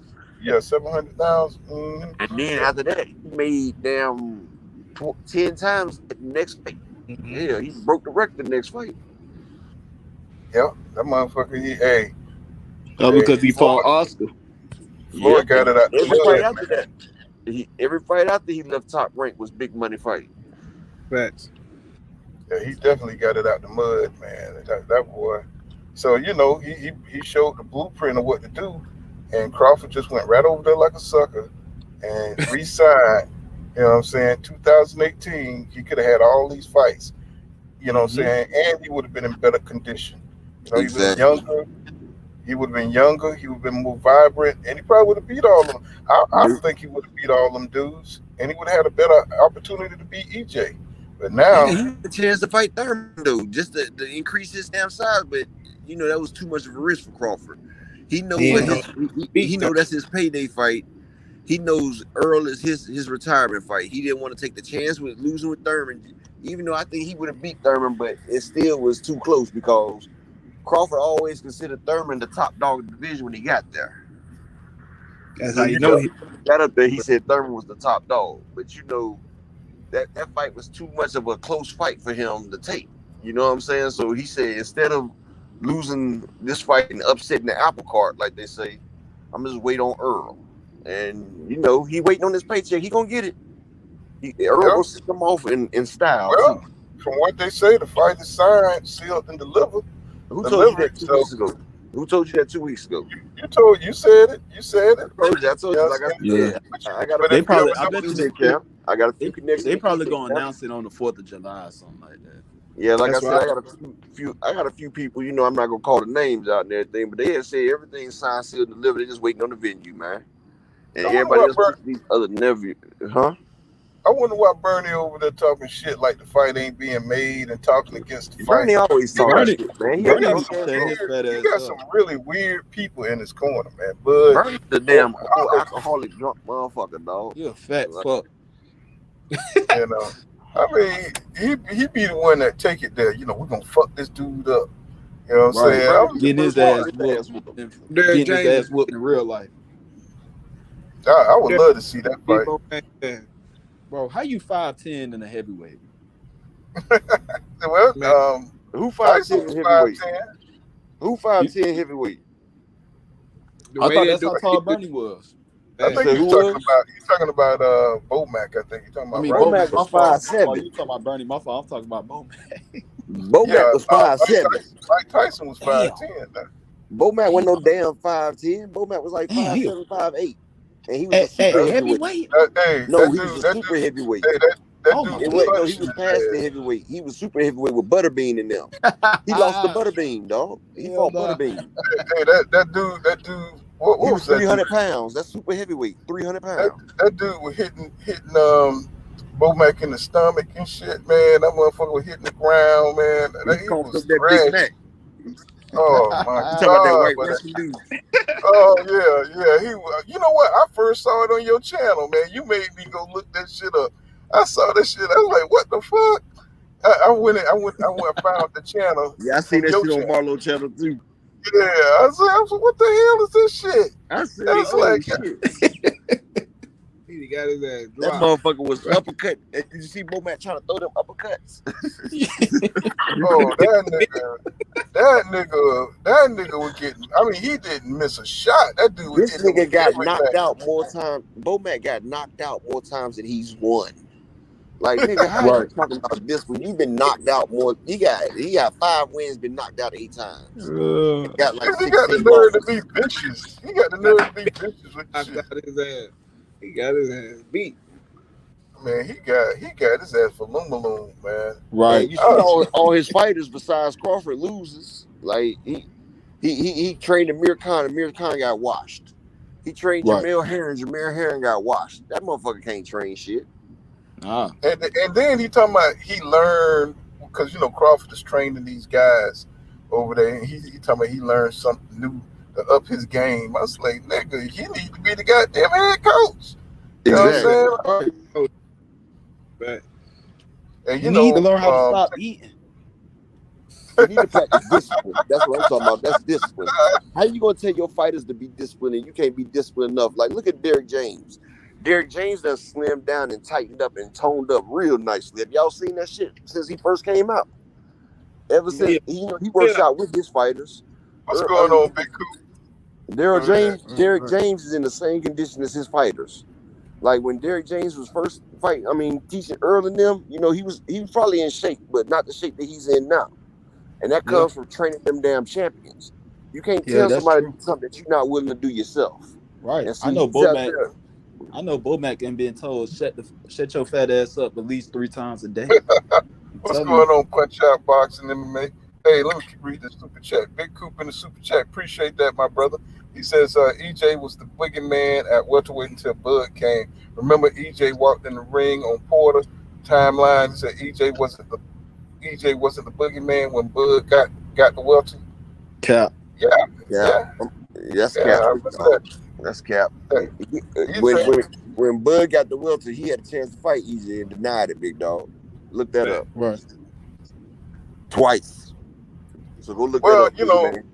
You know what it was. He wanted to fight Keith Thurman, Danny Garcia. Danny Garcia had just came up from 140 trying to escape all that shit, and he got the hell up out of there. Yeah, he knew that 147 was where the money was, and I think Terence wanted to put him on his belt. And Danny's one shot to fame was that no look knockout on Amir Khan. He was getting his ass tapped the whole fight. Right. But pull counter. But this is my thing though, man. I can't have no conversations with Bud fans. True. You could not read. And do business with each other. So just off the strength of that alone, the fights were never going to happen. So stop acting like people was ducking Bud. It'd be one thing if he was in PBC and then that same talk was happening. You know what I'm saying? But it's the same. The thing is, when he re-signed with Top Rank, that killed it. You know what I'm saying? That lets you know what time it was, and everybody loved Bud, man.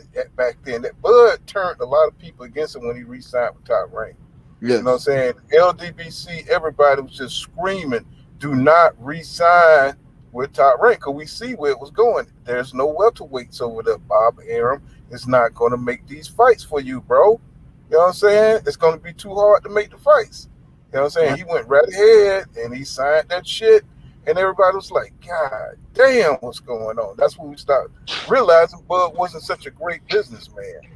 You know what I'm saying? He was going after the bag. He was going after that money. Yeah, he wasn't fighting for legacy. Let's put it that way. I don't think he's scared. I just think he got easy money. He took the money. He took that 10 million. I guarantee you, if EJ wasn't in the welterweight division, he would have signed that deal. But that's my personal opinion. But, everybody got their own opinion. Well, you see Tim Bradley, he was over there at Top Rank. That man retired, so he didn't have to fight Earl. Right, because he was going to get that big ass bald head slammed in, boy. Woo, boy, that would have been a crazy fight. He talking about, we don't do business with PBC. Hell no, we don't do that business. But now you act like it's something new when it's Crawford and Earl. Come on now, you the one that started that narrative. Right, that's that Top Rank shit, man. Yeah, Mr. Punch Out. What's going on, Mr. Punch Out in boxing and MMA? And Aaron D. Laughter says, why people keep saying EJ ain't sent the contract, and what's got me messed up in the head? Got me messed up in the head. Yeah, I know it's just a narrative. You know what I'm saying? I mean, that shit is already done. If you ever noticed, people when EJ gets, go ahead. Not to say that's when EJ trying to get views. Yeah, because when EJ, his business, man, like Manny Pacquiao fight, nobody knew that shit was going down. You know what I'm saying? That nigga just popped up. I got Manny Pacquiao. You know what I'm saying? When Uga shit was nobody knew he had that fight. They were working on that shit the entire time. You know what I'm saying? And they got that shit done. You know, nobody knew the time. Nobody knew when that shit was gonna go down. That shit just popped out of thin air. But Earl, they be knowing that shit be going down. Just like this fight here. It's gonna pop out. It just popped out of thin air. Boom, negotiations done. You know what I'm saying? That's how you do business. Like Earl said, he said we're gonna do this one outside of the public eye. Because he said the public gonna mess up the fight. And Earl, anything Earl said, he's done. And he said the fight don't get made, it's not because of him. Period. Right. And Bud Lucky Boy, that fight don't happen in Cowboy Stadium. Whoo, boy, I tell you. Oh yeah, I think they talking about Vegas, right? They talking about Vegas, right? Mr. Punch-Out said the Raiders venue, but then he's talking about trying to put it in one of them casinos because the casinos you can charge more because it'll be less tickets, so you know they can charge that price higher. Plus, it's right there with the gambling. So, you know, one of them spots will probably pay. They had to fight right there because there's gonna be some high rolling gambling on them fights. Right. You see this? You see this shit right here, Mr. Punch-Out boxing and MMA. He said EJ coming for them eyes, Jeeper Creeper style. You know where you got that from. Fact.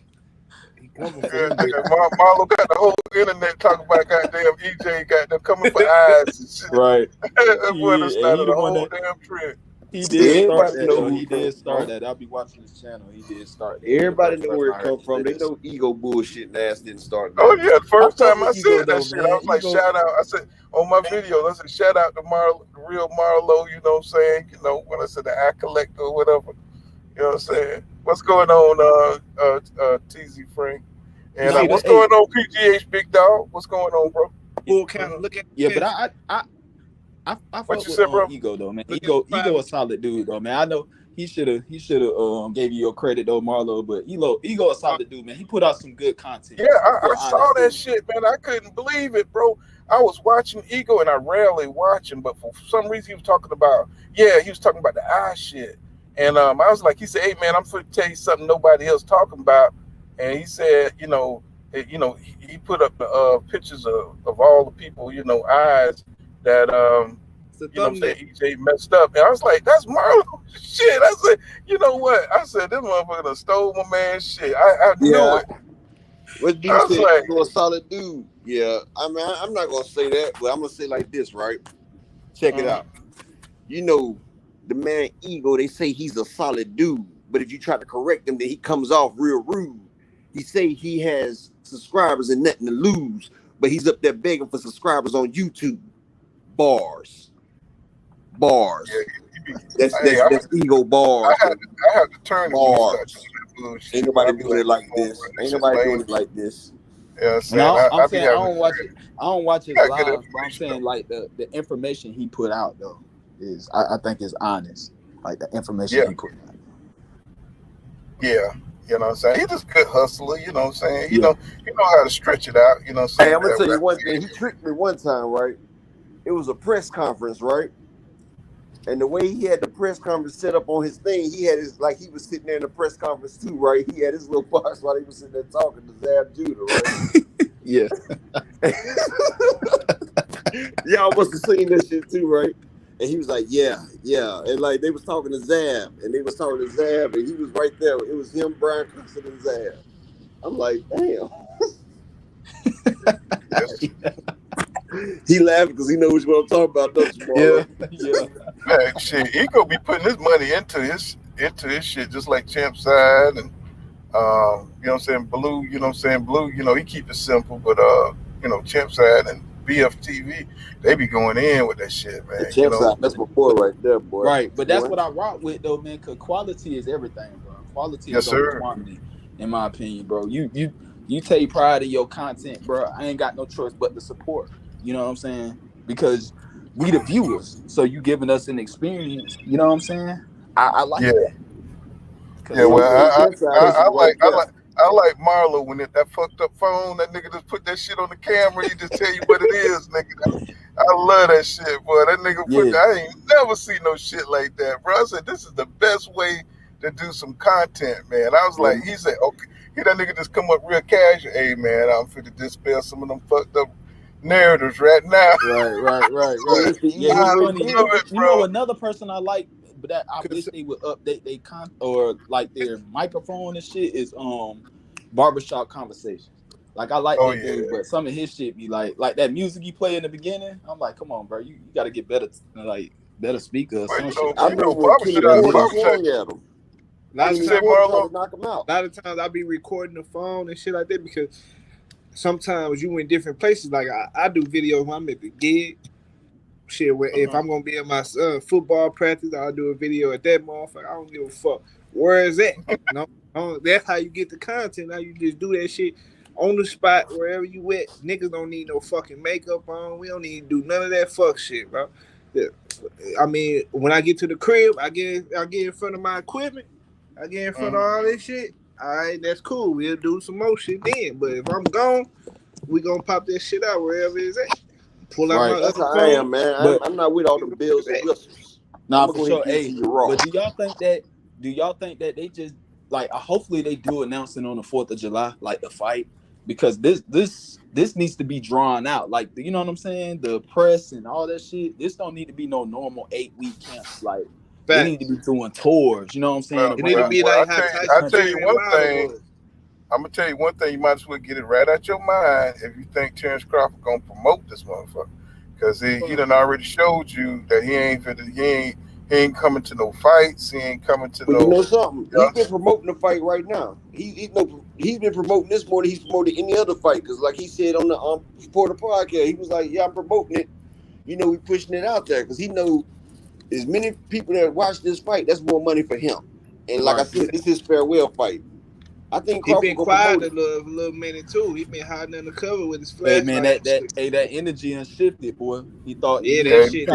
You notice he's been more respectful than any other time. He's close. You signing your life away. When you signing your life away, guys' lines pop out, he got the feeling his shit start hurting out of nowhere. Yeah.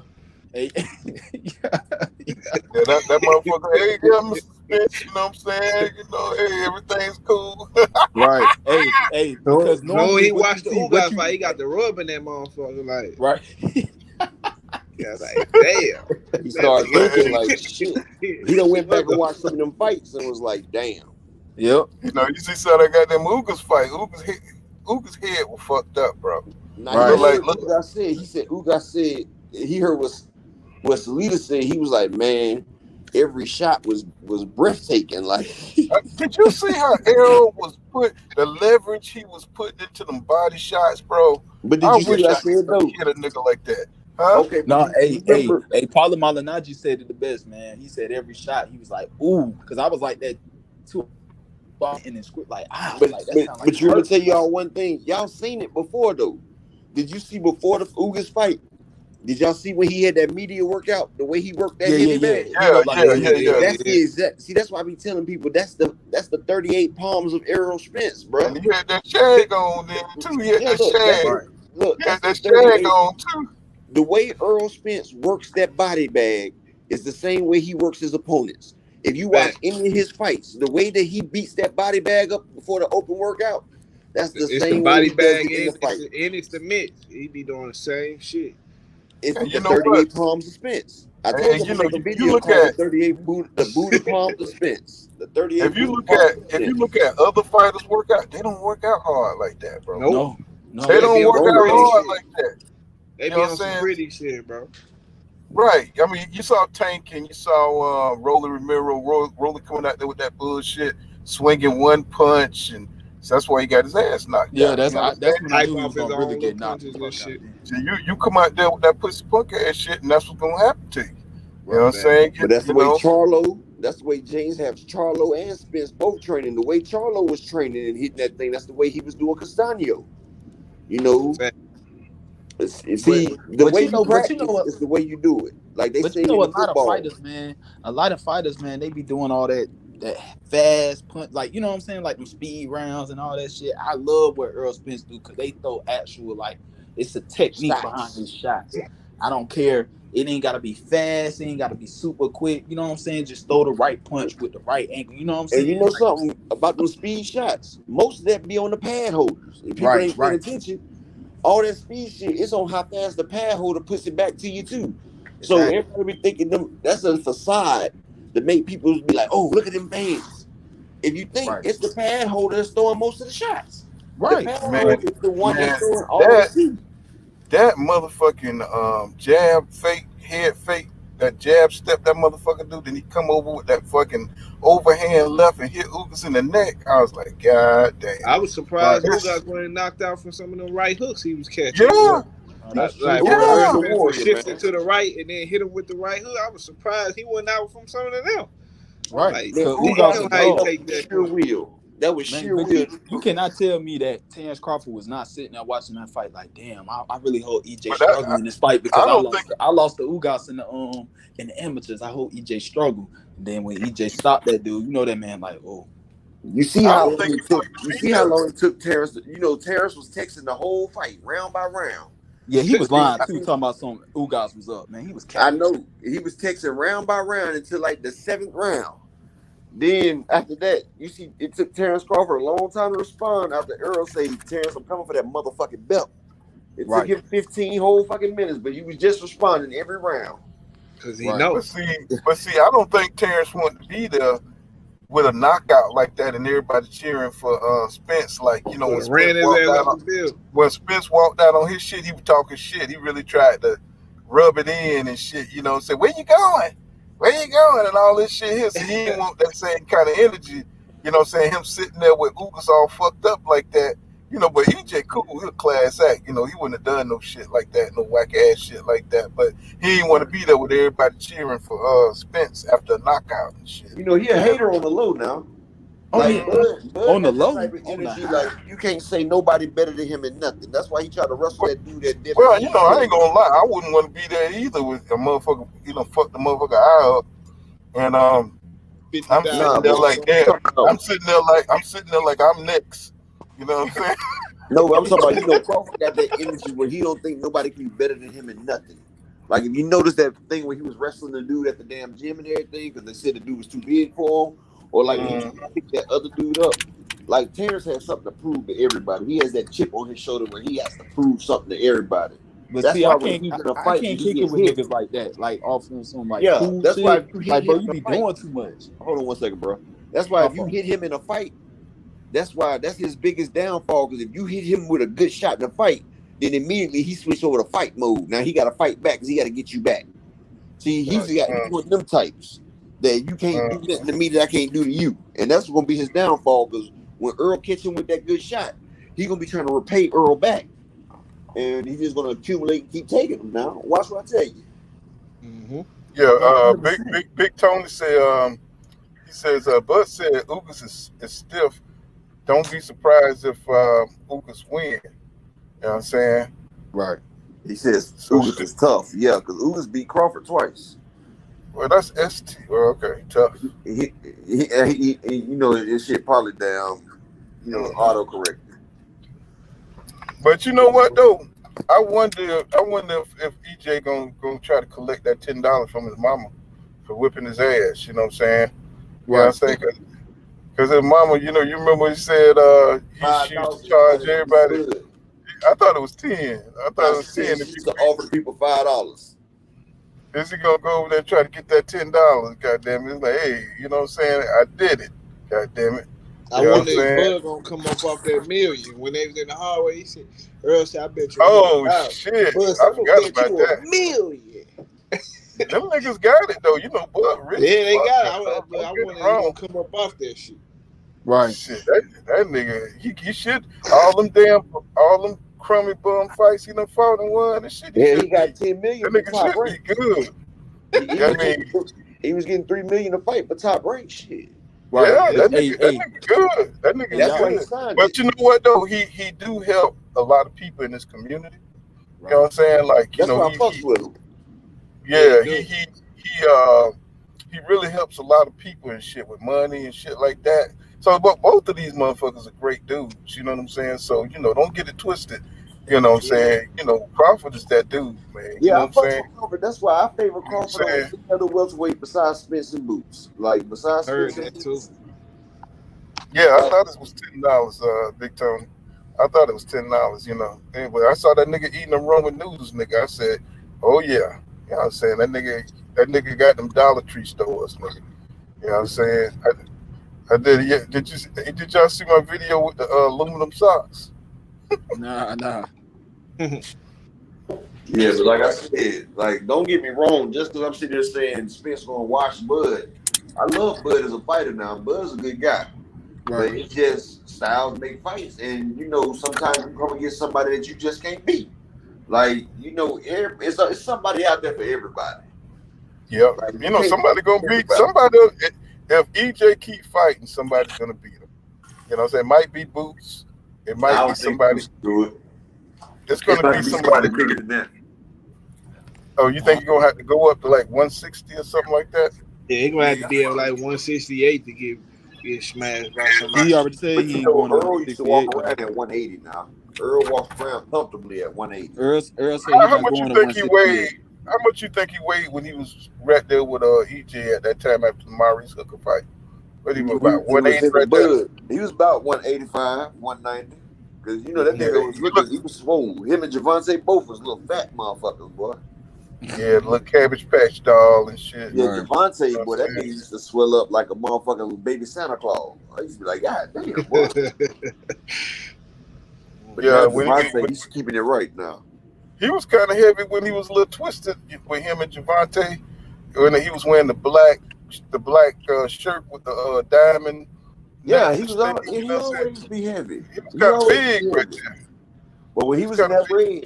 red, he was close to 190 in that red when him and Bud bet, because that's why Bud was like, you see how much bigger he was about twice Bud's size. Bud was like, damn, you fat as hell. He's about, well, watch me when it's time for the weight. Like Mm-hmm. that's when he had to get that weight cut. But see, now he's more disciplined now.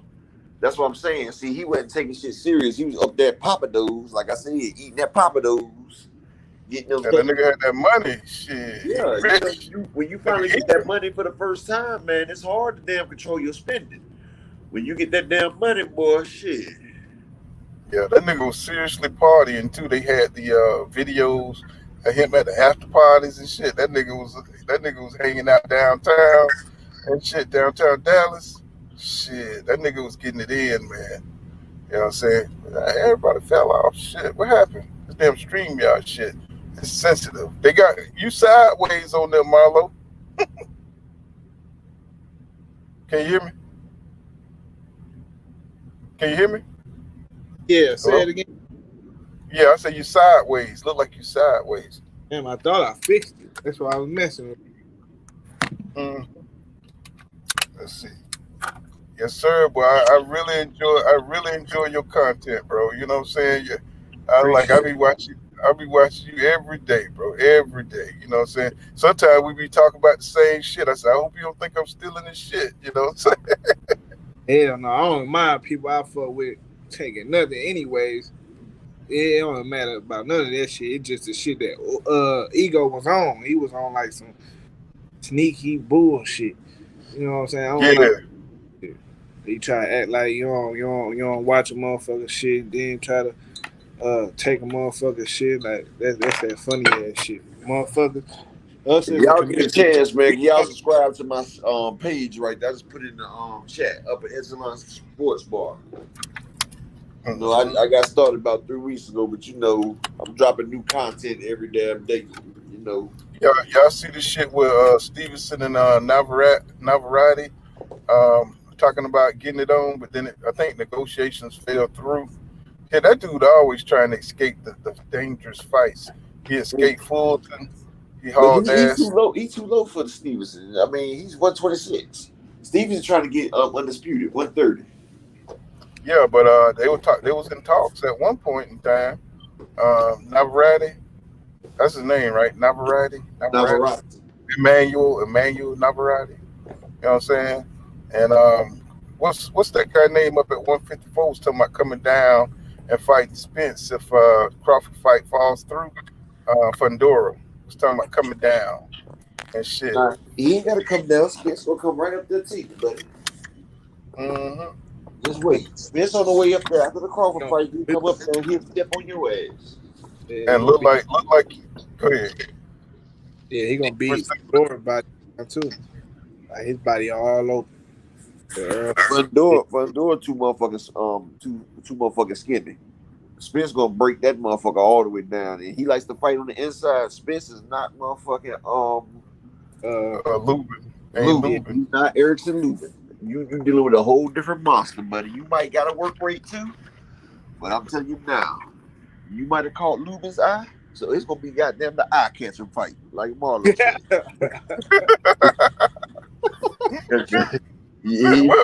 What day that fool said something about? He said, "Hey, we're gonna collect some eyes or some shit." I forgot what he said. That's how you can do that. That Fundora and Spence fight. They going head to head, toe to toe, eye to eye.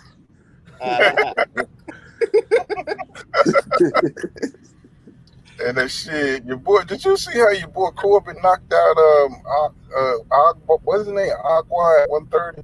The other, I think he's the IBF champion and stuff at 130. That motherfucker got knocked the fuck out by. You see Junior Farr get his ass knocked out by that white dude, man. Man, he knocked him straight the fuck out. Junior Farr used to be a contender till he lost to Joseph Parker. Like, I thought Junior Farr was a little something, but he been sitting down and he done got his ass beat by a journeyman in the first round. No, I was talking about that dude, 130, who got the other belt. What's his name? He got some foreign name, Aqua or something. I said Stevenson, if Bob stopped bullshitting and allow him to go get them belts, man, he'll be undisputed too. Oh, Prince is not gonna allow Bob to stop Stevenson's stardom. But like Champside brought something up too that I thought about. It looked real fucking good now. Haney versus Josh Taylor. That'll be a hell of a debate. Because you remember Taylor was calling out Tank, but you got Devin undisputed at 135, and Josh Taylor's division is 135 to 140. Devin Haney gets strength and conditioning and get to 140. I mean, hell, that'd be a super fight right there between two undisputeds. And Josh going up to 147. He ain't got there yet. I thought he was trying to get his next fight at 147. I thought Who's he gonna fight up there? Who is he gonna fight up there? Well, I thought he was gonna bring Jack Catterall up there. He was talking about fighting him, giving him a fight at 147. Okay, but what's a bigger fight for Top Rank and Josh Taylor? You going up to 147 to fight for the WBO belt after Errol Spence vacate, or you got the undisputed champ Devin Haney versus the other undisputed champ? That'd be a big fight right there. And right now, Devin is the hottest trending boxer out right now. He's trending good. Yeah, but I think they're gonna set up there with Lomachenko. I think that's the fight. But after Lomachenko, they can make that damn Josh Taylor fight. But like I said, they try to put every good white boy against Devin. They got a white boy for Devin Haney because he said no white boy will beat him. That's the narrative people got to remember. So they're gonna throw everything, and they think Josh Taylor might be the best bet to beat him because he undisputed. He beat Regis Prograis, but that'll be their best chance to knock Devin off the 140 champ. The fight is easy to make. It's an easy to make fight, but I think Devin outboxes him easily. Yeah, cause in house now, shit. You know what I'm saying? They got Devin now. So Big Tony says he gonna be seeing one of my subscribers that told him about Jeepers Creepers. What's going on, Eric Guys? He says, salute fan. What's going on, bro? He says Josh Taylor lost one of them belts. Yeah, the WBA. Yeah, they should. Devin Haney is the WBA super champion. So that WBA belt still out there floating. So if they was to come up there and do a mass undisputed versus undisputed fight, the WBA could put that belt up with that fight. You know what I'm saying? Yeah. Just for Devin Haney being the undisputed at 135. And if not, he come up there and beat Josh Taylor, then have an undisputed fight with whoever got that WBA belt. And that's 2 times undisputed. The only person that did that is Carissa Shields. With some. And Devin Haney said he's going for legacy. That's the biggest legacy right there. That's going to put him above everybody. I mean, if he stays up there at 140 and with some strength and conditioning, that Gary Russell fight looking good, man. You know what I'm saying? That'd be a good little scrap right there. You know what I'm saying? Between him and Gary Russell. You know what I'm saying? Even though that Gary Russell fight ain't going to happen like that because this is like Crawford and Spence. Gary Russell on the other side of the street, bro. And I know. And Top Rank got too many people at 135 and 140. They got Teofimo. They got Jose Zapata. You know Jose Zapata, he's 35-2. Then they got motherfucking they got Pedraza up there. They got a lot of 140s. They got a lot of 140s. Goddamn, Teofimo talking about he wanted to fight Tank, don't he? I'm gonna get up out of here, yeah. Salute to the panel. All right, Marlo. Thanks for coming through, bro. Appreciate it for Give me a letting me come subscribe, on, bro. bro. Yeah, y'all subscribe. Get bro. See what? Get what now? Thank you, bro. Yeah, like the division top rank is loaded. They got Jose Zapata, who's 5'2". They got Pedraza over there. That's a good fight. They got top rank is loaded in the 135 and 140 division. They got a couple undefeated 140s over there with over 20 wins. And they got the Ramirez. You know, Ramirez would be a great fight for them. Oh yeah, I forgot all about Dan Ramirez. Shit. You know that I think Teofimo's talking about fighting Ramirez would be a super fight. Yeah, Teofimo's talking about him, but no fucking Ramirez. That's who he. That's who he can. Him and Catterall, them the two he's looking at right now, because nobody else really want to fuck with him. Eric R says, he got some work to do, Eric R. But you got to realize, Devin's fundamentally sound, and like he don't get hit. Like it ain't too much work to do. You know, when he gaining them 5 pounds, he gonna be gaining that in stress. But you know, he already got the boxing skills. Skills pay the bills, and you know, just because you going up a weight class, yeah, there's more power up there. But he showed us in the Cambosos fight. If he don't initiate and want to fight, he don't get hit. Only time Devin gets hit is when he engages like that. But Devin, I think that he'll weather the storm. Plus, Devin's been in there with some big fighters. He's been in there with Tank. You know, he's been in there with Tank before Tank got down. You know, he's been there with Tank, Shakur. I think that he can master the 140 division. Like hell, look how big that he was about 150 when he came in versus Cambosos. Devin's not no small guy. He's like 5'9", 5'10", and he got a huge frame. So whenever he rehydrates, he could, like when he fought Cambosos, he could have fought a 140 fight right there. He was big enough to fight a 140 pounder. I mean, you know, he hydrates well. He has to cut to get the 135. He still have to cut to get the 140. But you know, I think he'd be a lot stronger because he depleting his power to get down to 135 like Crawford. Crawford had power, but at 135, he didn't really have power like that because to deplete yourself, you're taking away the nutrients from your muscles, so you can't work your muscles in full capacity. That's why Errol Spence said you'll see the best of him around 154, 160, because that way he had the full power of his muscles instead of cutting down and only using 50% of your muscle strength. Mm-hmm. I think somebody said that about Devin. They said he should move up so he can get his full strength. You know what I'm saying? I forgot who said he done conquered the 135. He undisputed. What else is there to do in 135? You're not gonna fight Tank because it's like the Spence fight. He on a different side of the field. You know, I mean, he want that status that comes with beating Facile Lomachenko. You know what I'm saying? That's what I'm saying. After he beat Lomachenko, you need to try the Josh Taylor fight. But see, Lomachenko's been beat twice. The same status you get from Lomachenko, you can get that from Josh Taylor. Not according to White America. He was undefeated. Well, yeah, you know, he can go ahead and watch Lomachenko, and then I think he should go on up to Josh Taylor. Like after he beat Lomachenko, he called out Josh Taylor, or go ahead and put that bug out there for Josh Taylor, so he can already be knowing, look, you next, because I can't beat no white boy. Period. Well, I think Leonard Ellaby came out and said that Tank won't be fighting Devin Haney or no, he's not. They're not gonna fight later on down the road. Mm-hmm. So I thought that was kind of fucked up. You know what I'm saying? That was kind of sides of the street. It's like Errol Crawford, bro. I mean, Devin is top ranked.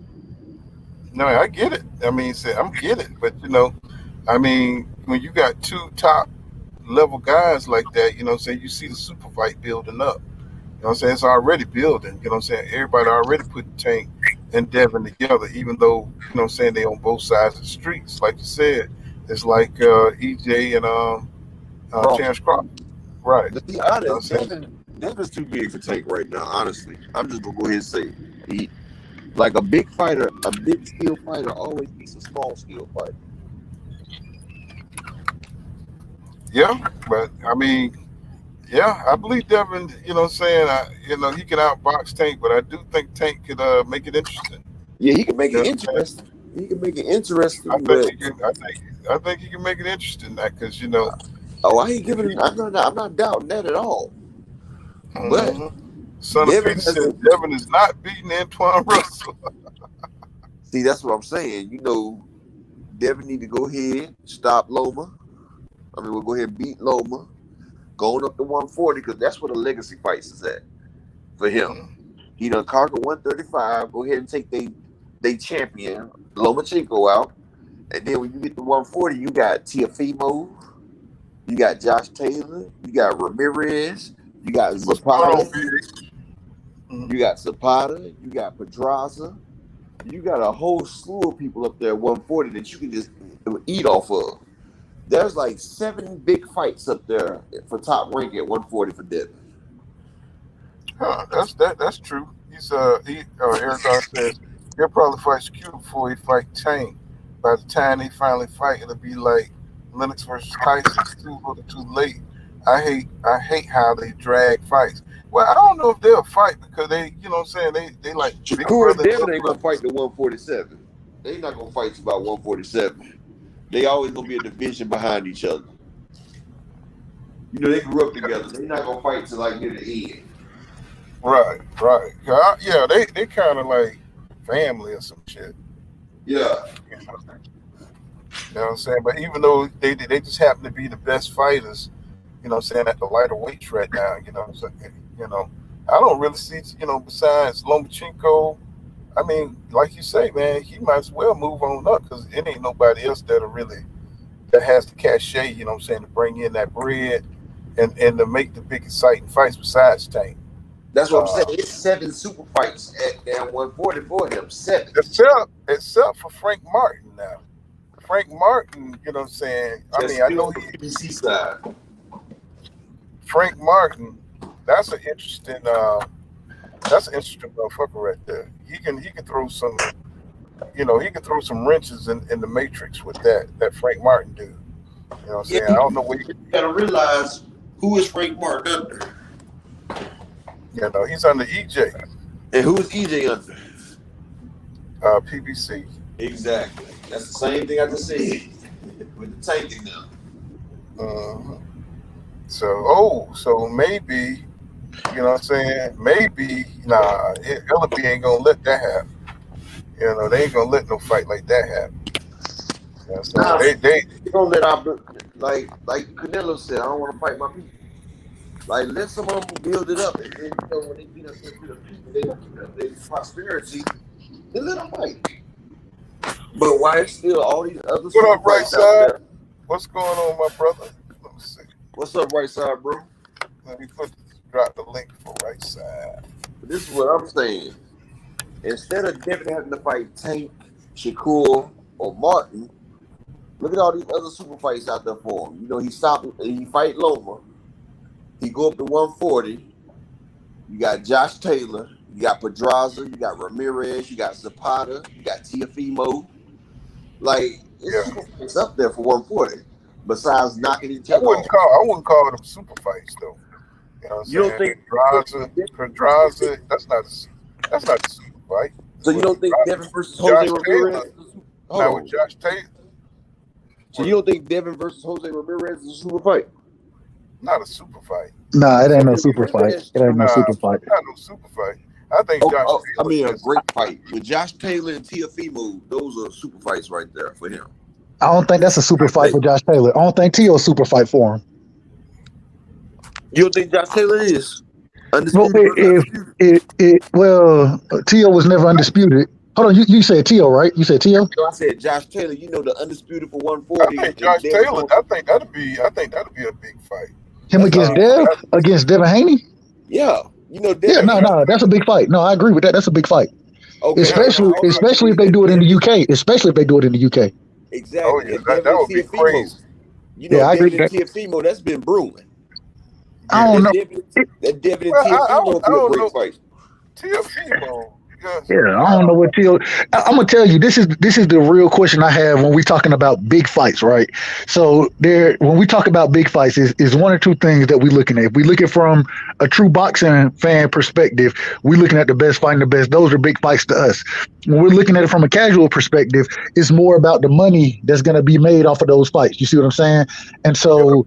Devin Haney, Teofimo Lopez, and I got to be honest, I got to see what happens with Dev now because of what he just accomplished. I want to see what his star power becomes, especially with it being on ESPN. I want to see if it gained him any star power or if it stays the same. You know what I'm saying? So it's hard for me to say what his star power is. So when we talk about big money fights with him, I can't say yay or nay yet because of his style. The way he makes it look so easy, I don't think people they may not rock with him the way they rock with Tank because Tank knock niggas out. It is what it is, and that's what sells.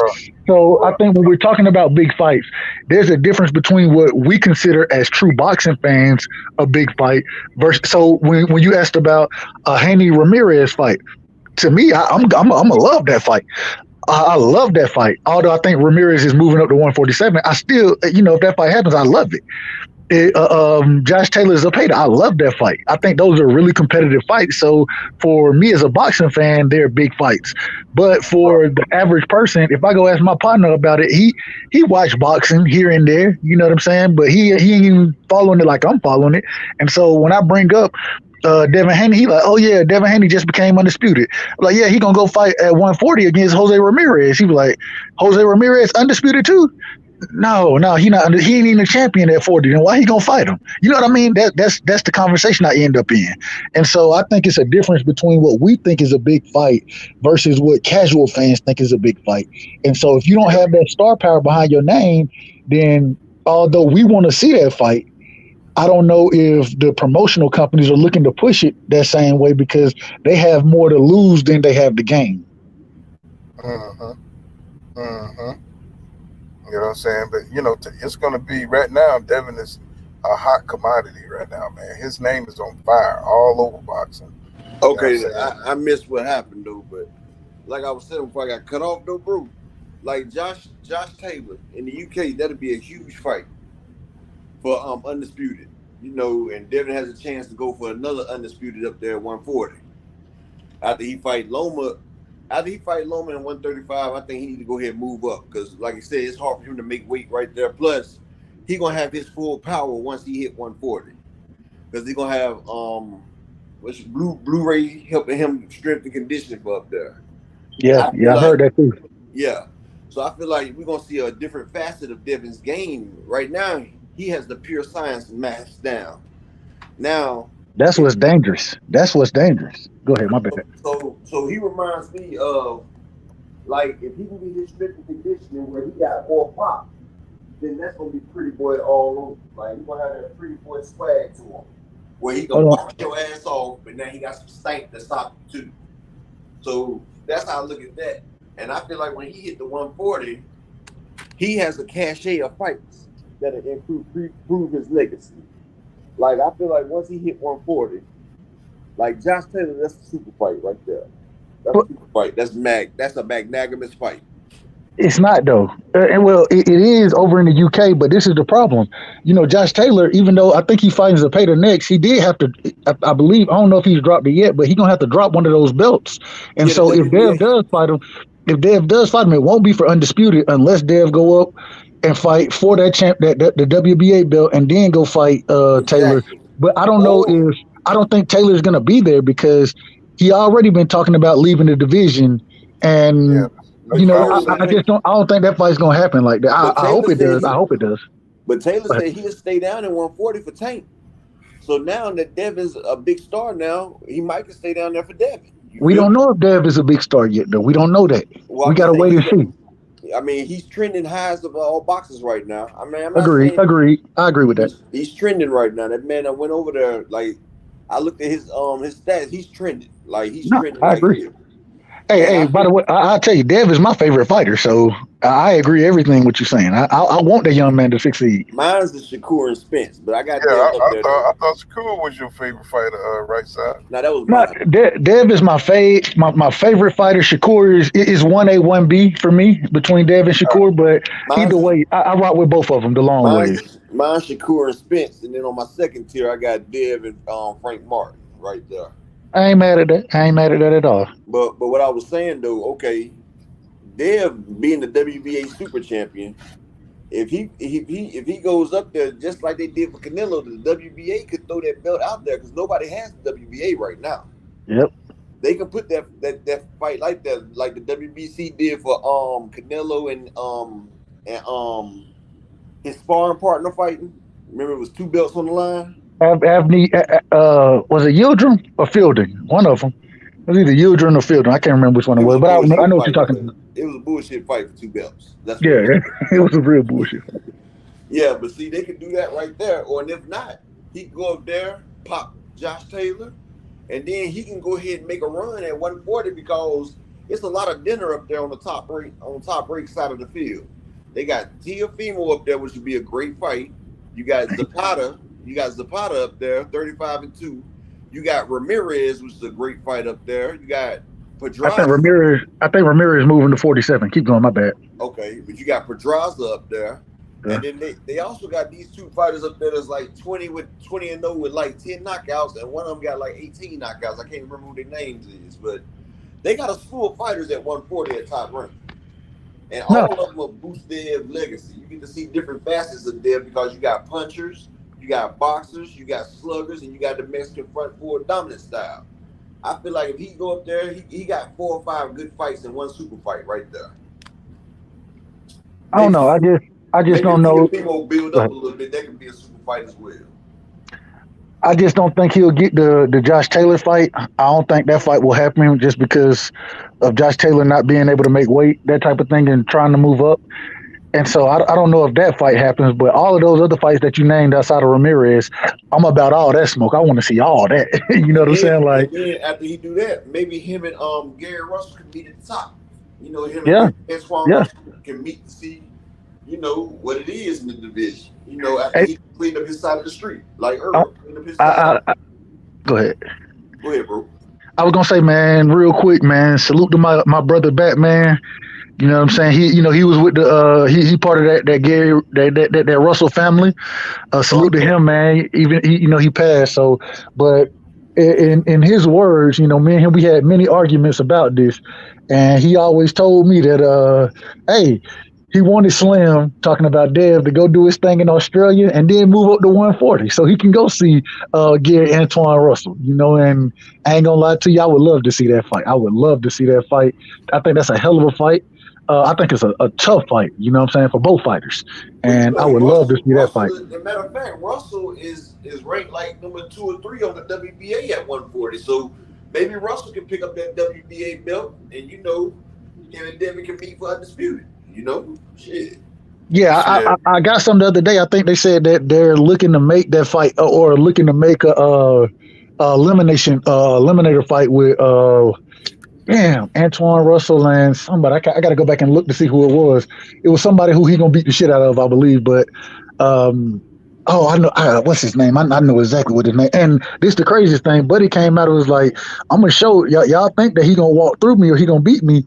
Watch, I'm gonna make him look easy." That's what Buddy said about Antoine Russell. So I'm ready to see that fight too. Man, boxing is in a good sport. So I mean, boxing. Go ahead. So Dave can go ahead and get Josh Taylor 3 if they can make it happen, and then look, him and Russell. That'd be a great fight right there. I don't know. I agree. I think Russell will get that Montana Love belt.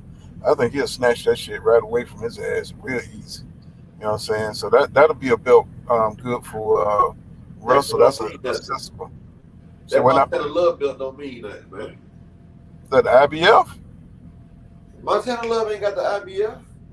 I thought he got the IBF. Josh Taylor got all the belts at 140. I thought that's right. He got stripped of the damn WBA. What the hell I'm thinking? Yeah. Well, he got the regular. I think he must be got the regular. Yeah, he got that regular shit. Yeah, he got the regular. That's what it was. You know what I'm saying? I was thinking Josh Taylor was gone, man. And that's an Eddie Hearn fighter right there. So, you know, it's going to be difficult for Bob and Eddie to do business. So, hey, real quick, yeah. So Antoine Russell, he's supposed to be fighting. I always say the man name wrong. Is Rancic.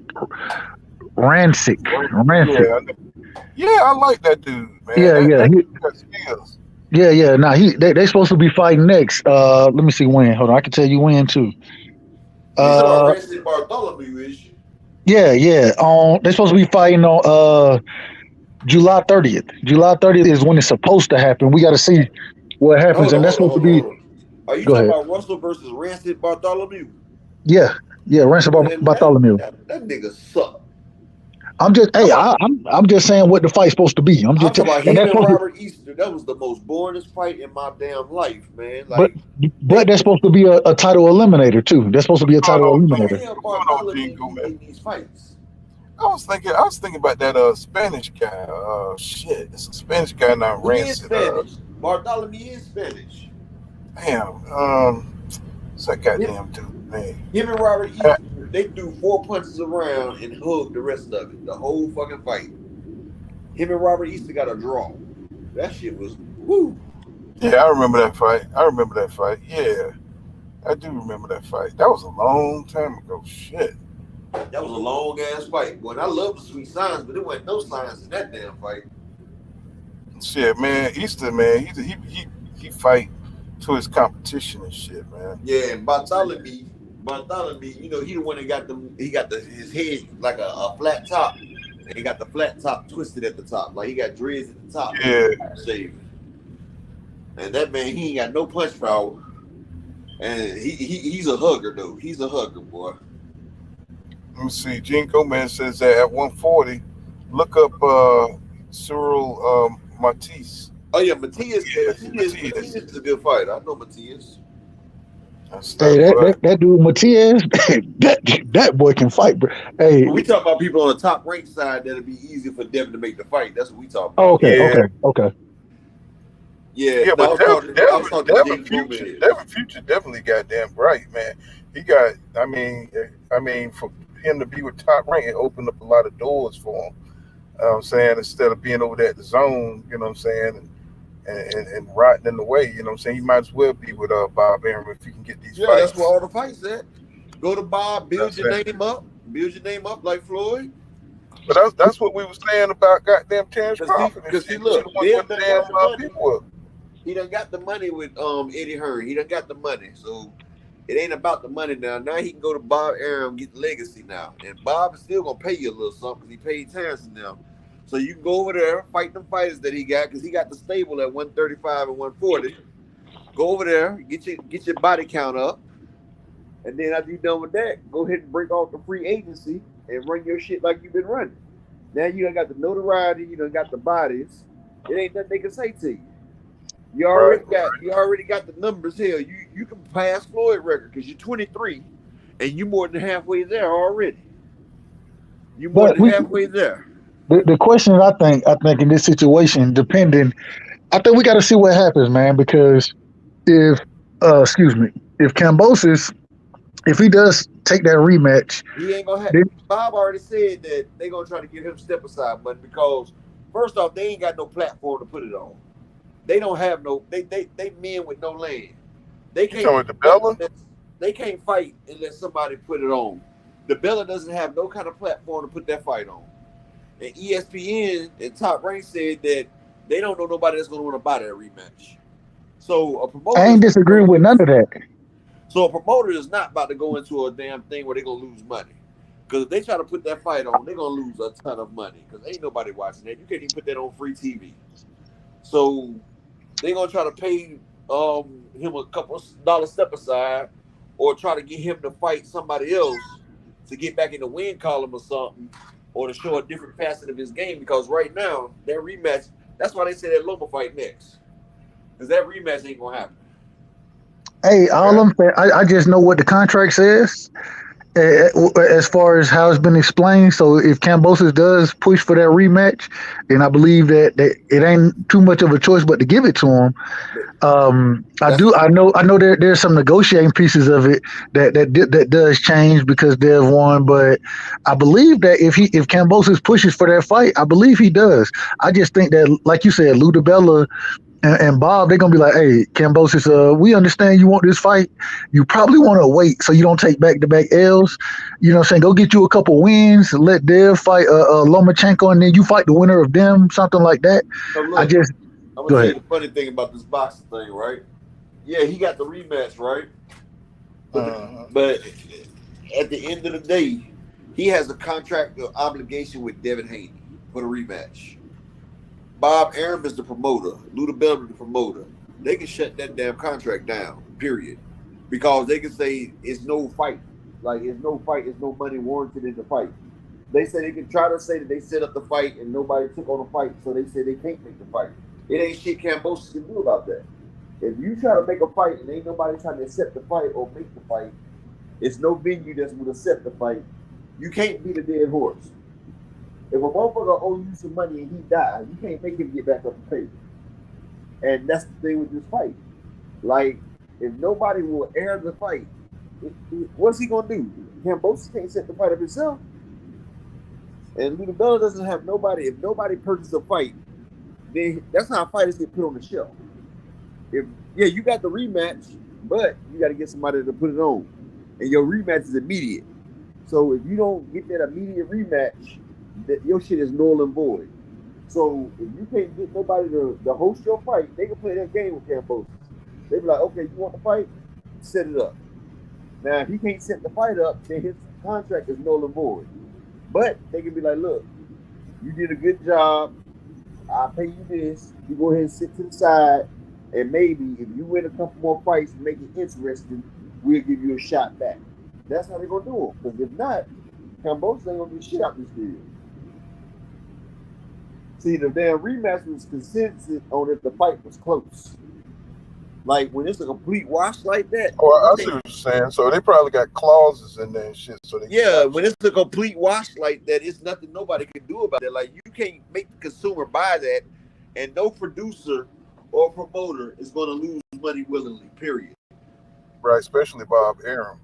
Especially Bob Arum. And Ludabella's not going to spend his money.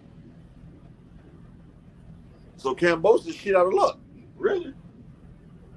He did it to himself. Well, you know, he never had star power outside of his leverage was the belts. Let's just keep it honest, you know what I'm saying? He didn't have no star power in his own country. Hell, they like Devin Haney better than they like damn Kambosos over there. They gonna come watch that shit again? No, not at all. You know what I'm saying? Shit, even in America, they couldn't even bring that to America, you know. So, like you say, you know, Bob, he's a practical man, you know what I'm saying? He do not like losing money and he's cheap. First, the Australian government ain't gonna let that fight happen again because that was an embarrassment to Australia. And he talking about he want to fight back in Australia. That's already out the window. You done came over there and let a Negro, pardon my language, but you done let a nigger come over here and beat you. You supposed to be fighting for all the Greek and white pride over here, and you lost. Bad. Hold on, what'd you say? He's fighting for white pride? That's boxing though. They had the drums. They had the drums. That's what it is in boxing, you know. Shoot, people want this shit's all about race. Dude that look like them to win, you know what I'm saying? Exactly. Gene Gomez says, "True, that's the way to get our it." This is true. That's the way to get our it. You know what I'm saying? Yeah. So he made them look bad. They is not about to be embarrassed again behind Julius Kambosos. That's the way to get it. Yeah. So shit.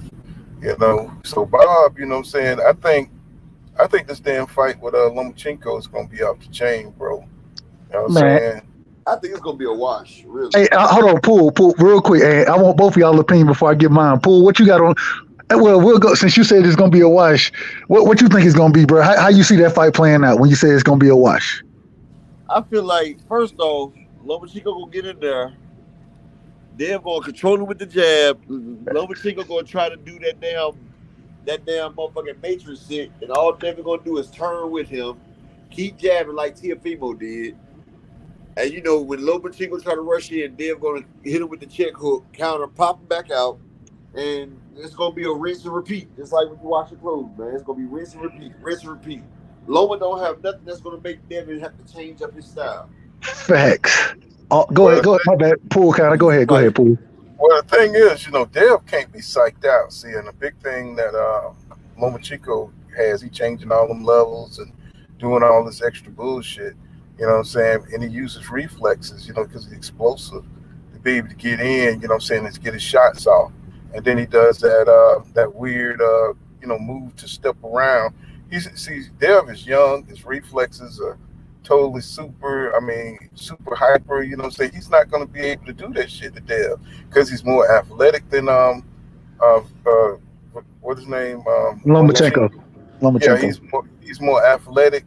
And he's longer. He's bigger than Lomachenko, and Lomachenko ain't gonna be able to do half the shit that he's done in those other fights.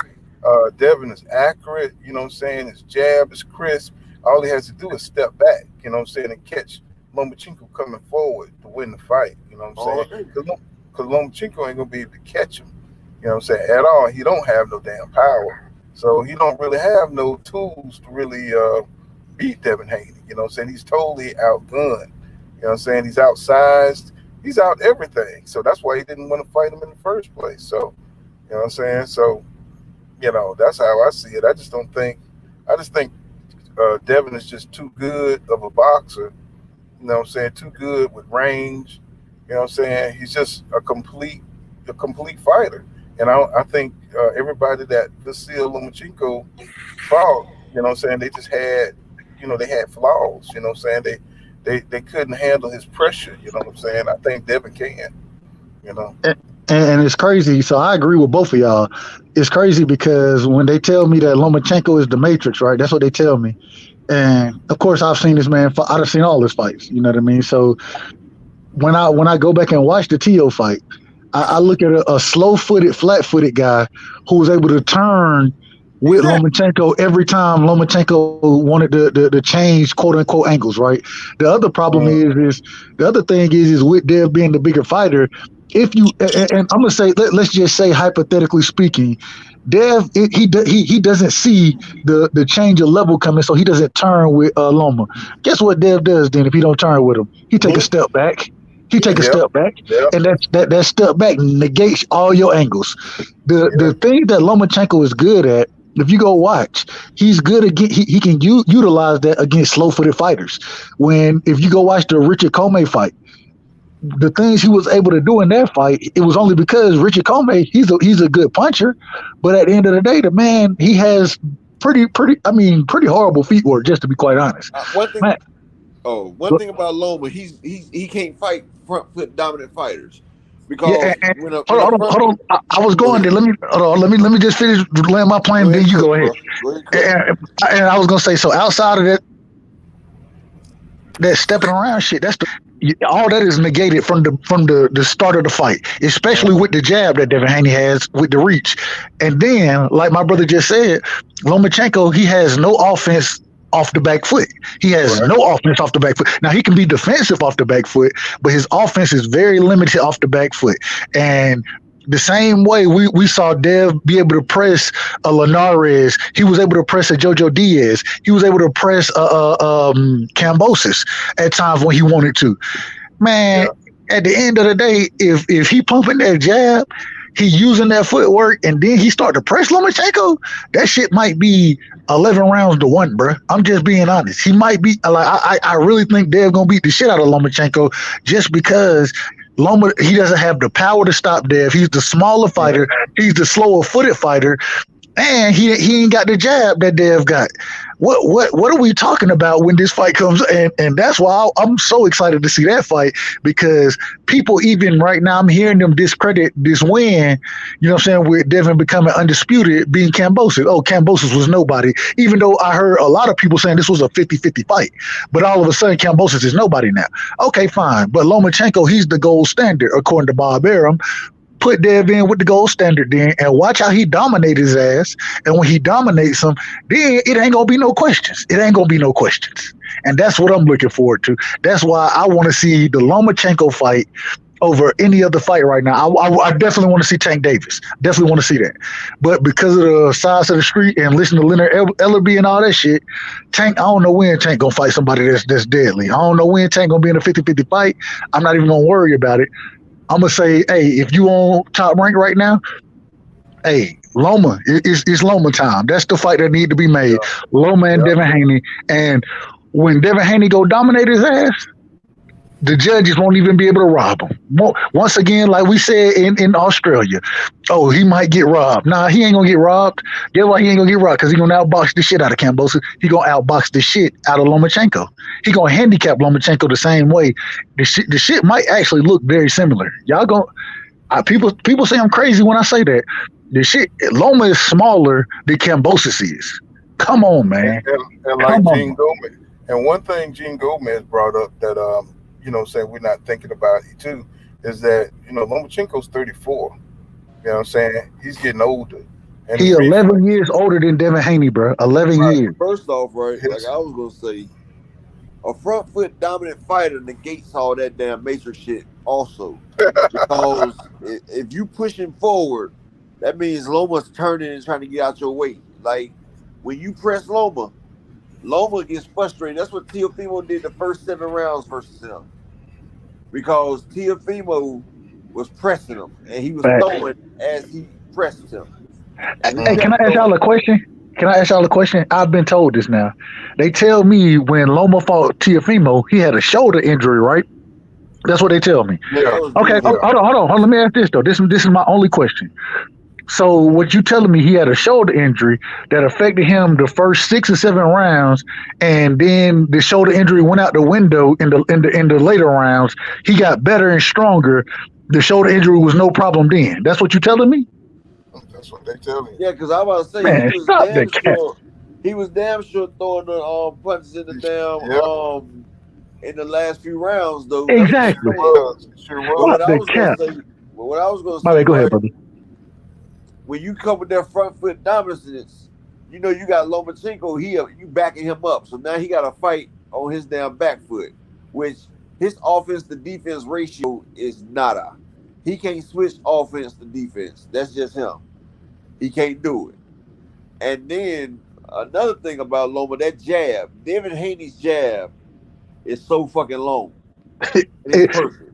He's gonna keep every time Loma gets ready to come in with that matrix. He's going to reset him. He's going to reset him every time he keeps dumping.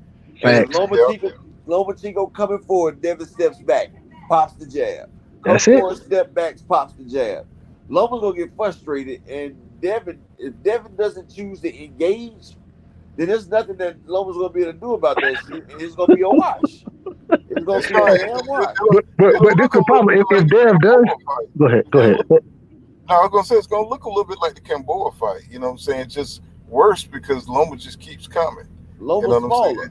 Loma's not going to keep coming, though. And see, this is one thing.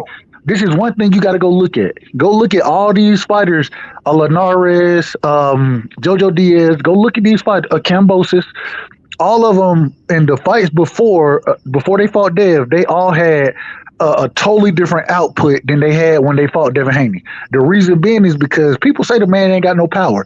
I agree. He don't have one punch knockout power. What he got is get the fuck off me power. You know what I'm saying? When you hit your ass with some shit, you be like, hold on. Let me be a little more cautious. We thought Jojo Diaz was going to sell out and go. I was just about to say that. Yeah, he stopped Jojo Diaz. We thought he was going to sell out going forward. Jojo Diaz, he and credit to Jojo, he applied very effective pressure. The problem was even with the effective pressure, he was getting the shit beat out of him. And Lomachenko don't have the ability to apply the pressure that Jojo Diaz does. So you tell me what Loma's going to do that's going to make it that much harder of a fight for Dev. You tell me. He's going to step around. He's going to do that step around shit.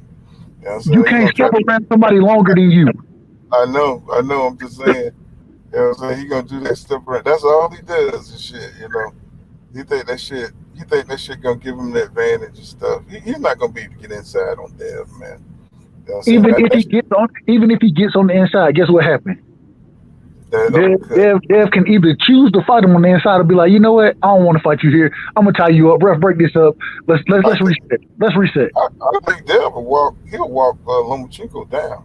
I agree. You know what I'm saying? He'll walk Lomachenko down. You know what I'm saying? Because Lomachenko ain't got shit. You know what I'm saying, for him. You know what I'm saying? He really don't. You know what I'm saying? He don't have no power. You know what I'm saying? He just got really quick movement, and you know what I'm saying? He's got good combination punching. But shit, that's about it.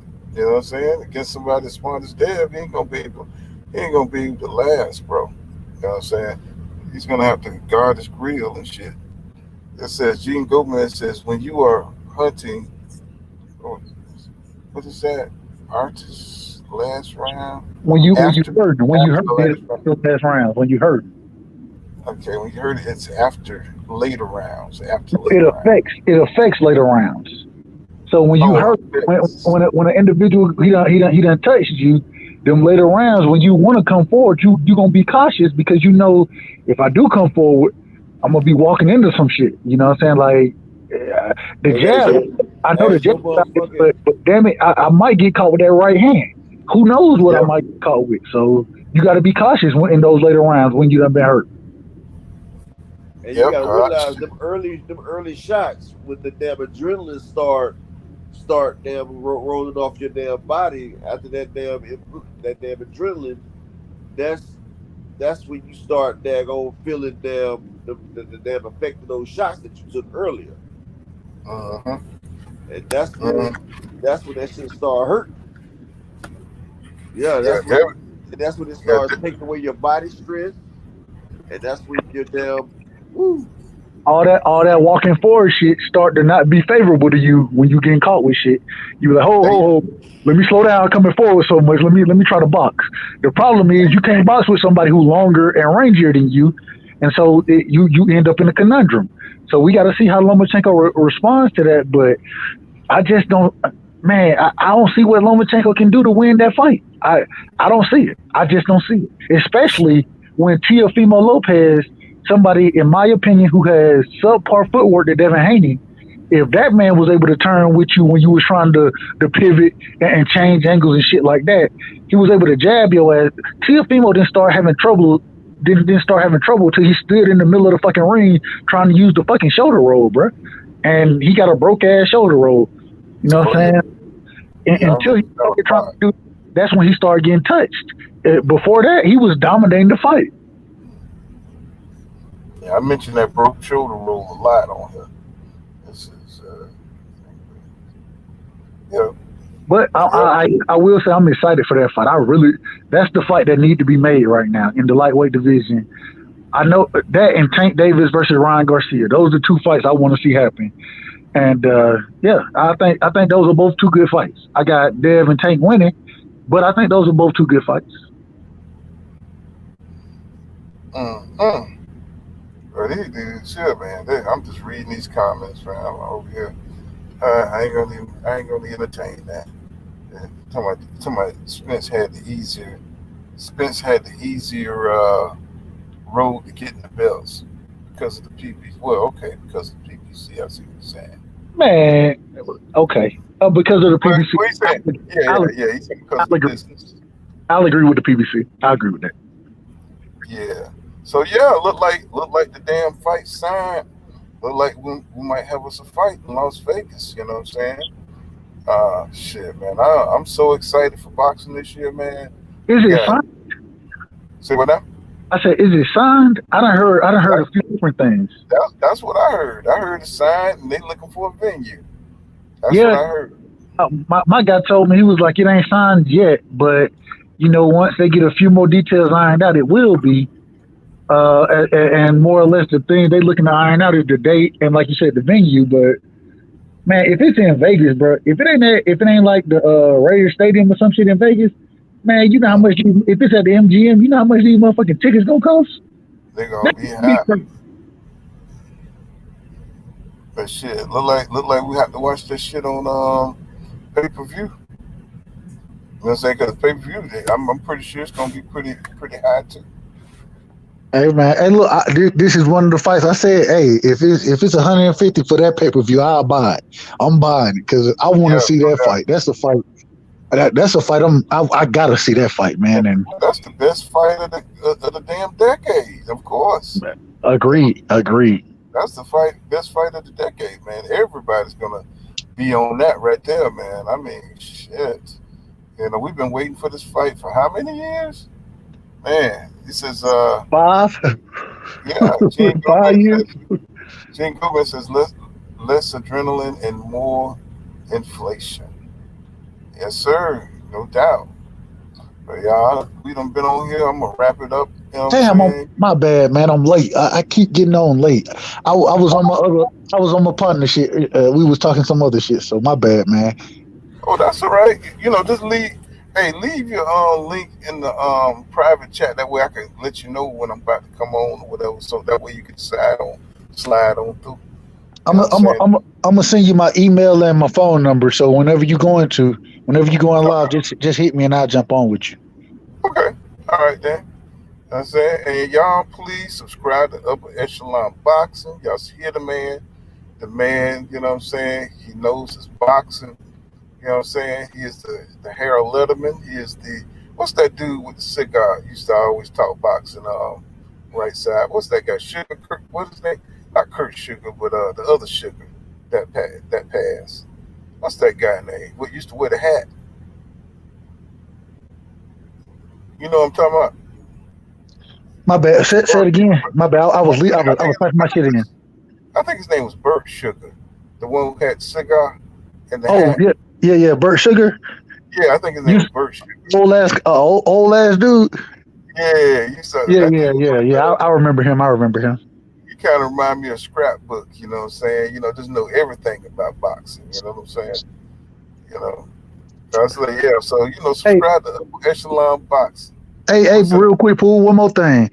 Uh, I just got my shit situated coming out tomorrow with my pound for pound list on my channel. You know what I'm saying? If y'all get a chance, man, go subscribe to Right Side, man. W_Right Side.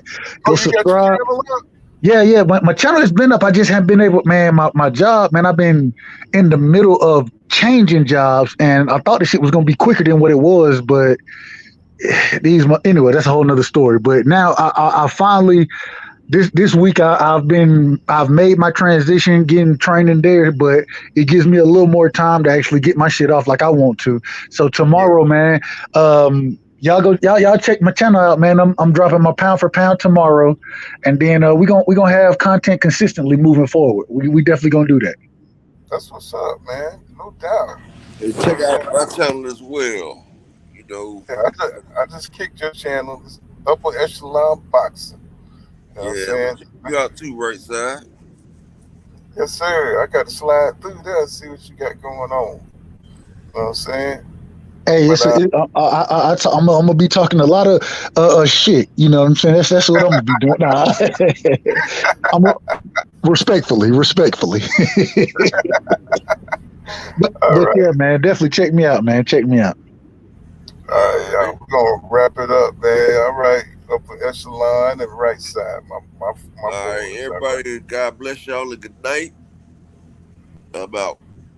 All right, y'all. Salute, Peace. family. Salute. Salute, y'all. Thanks for coming through.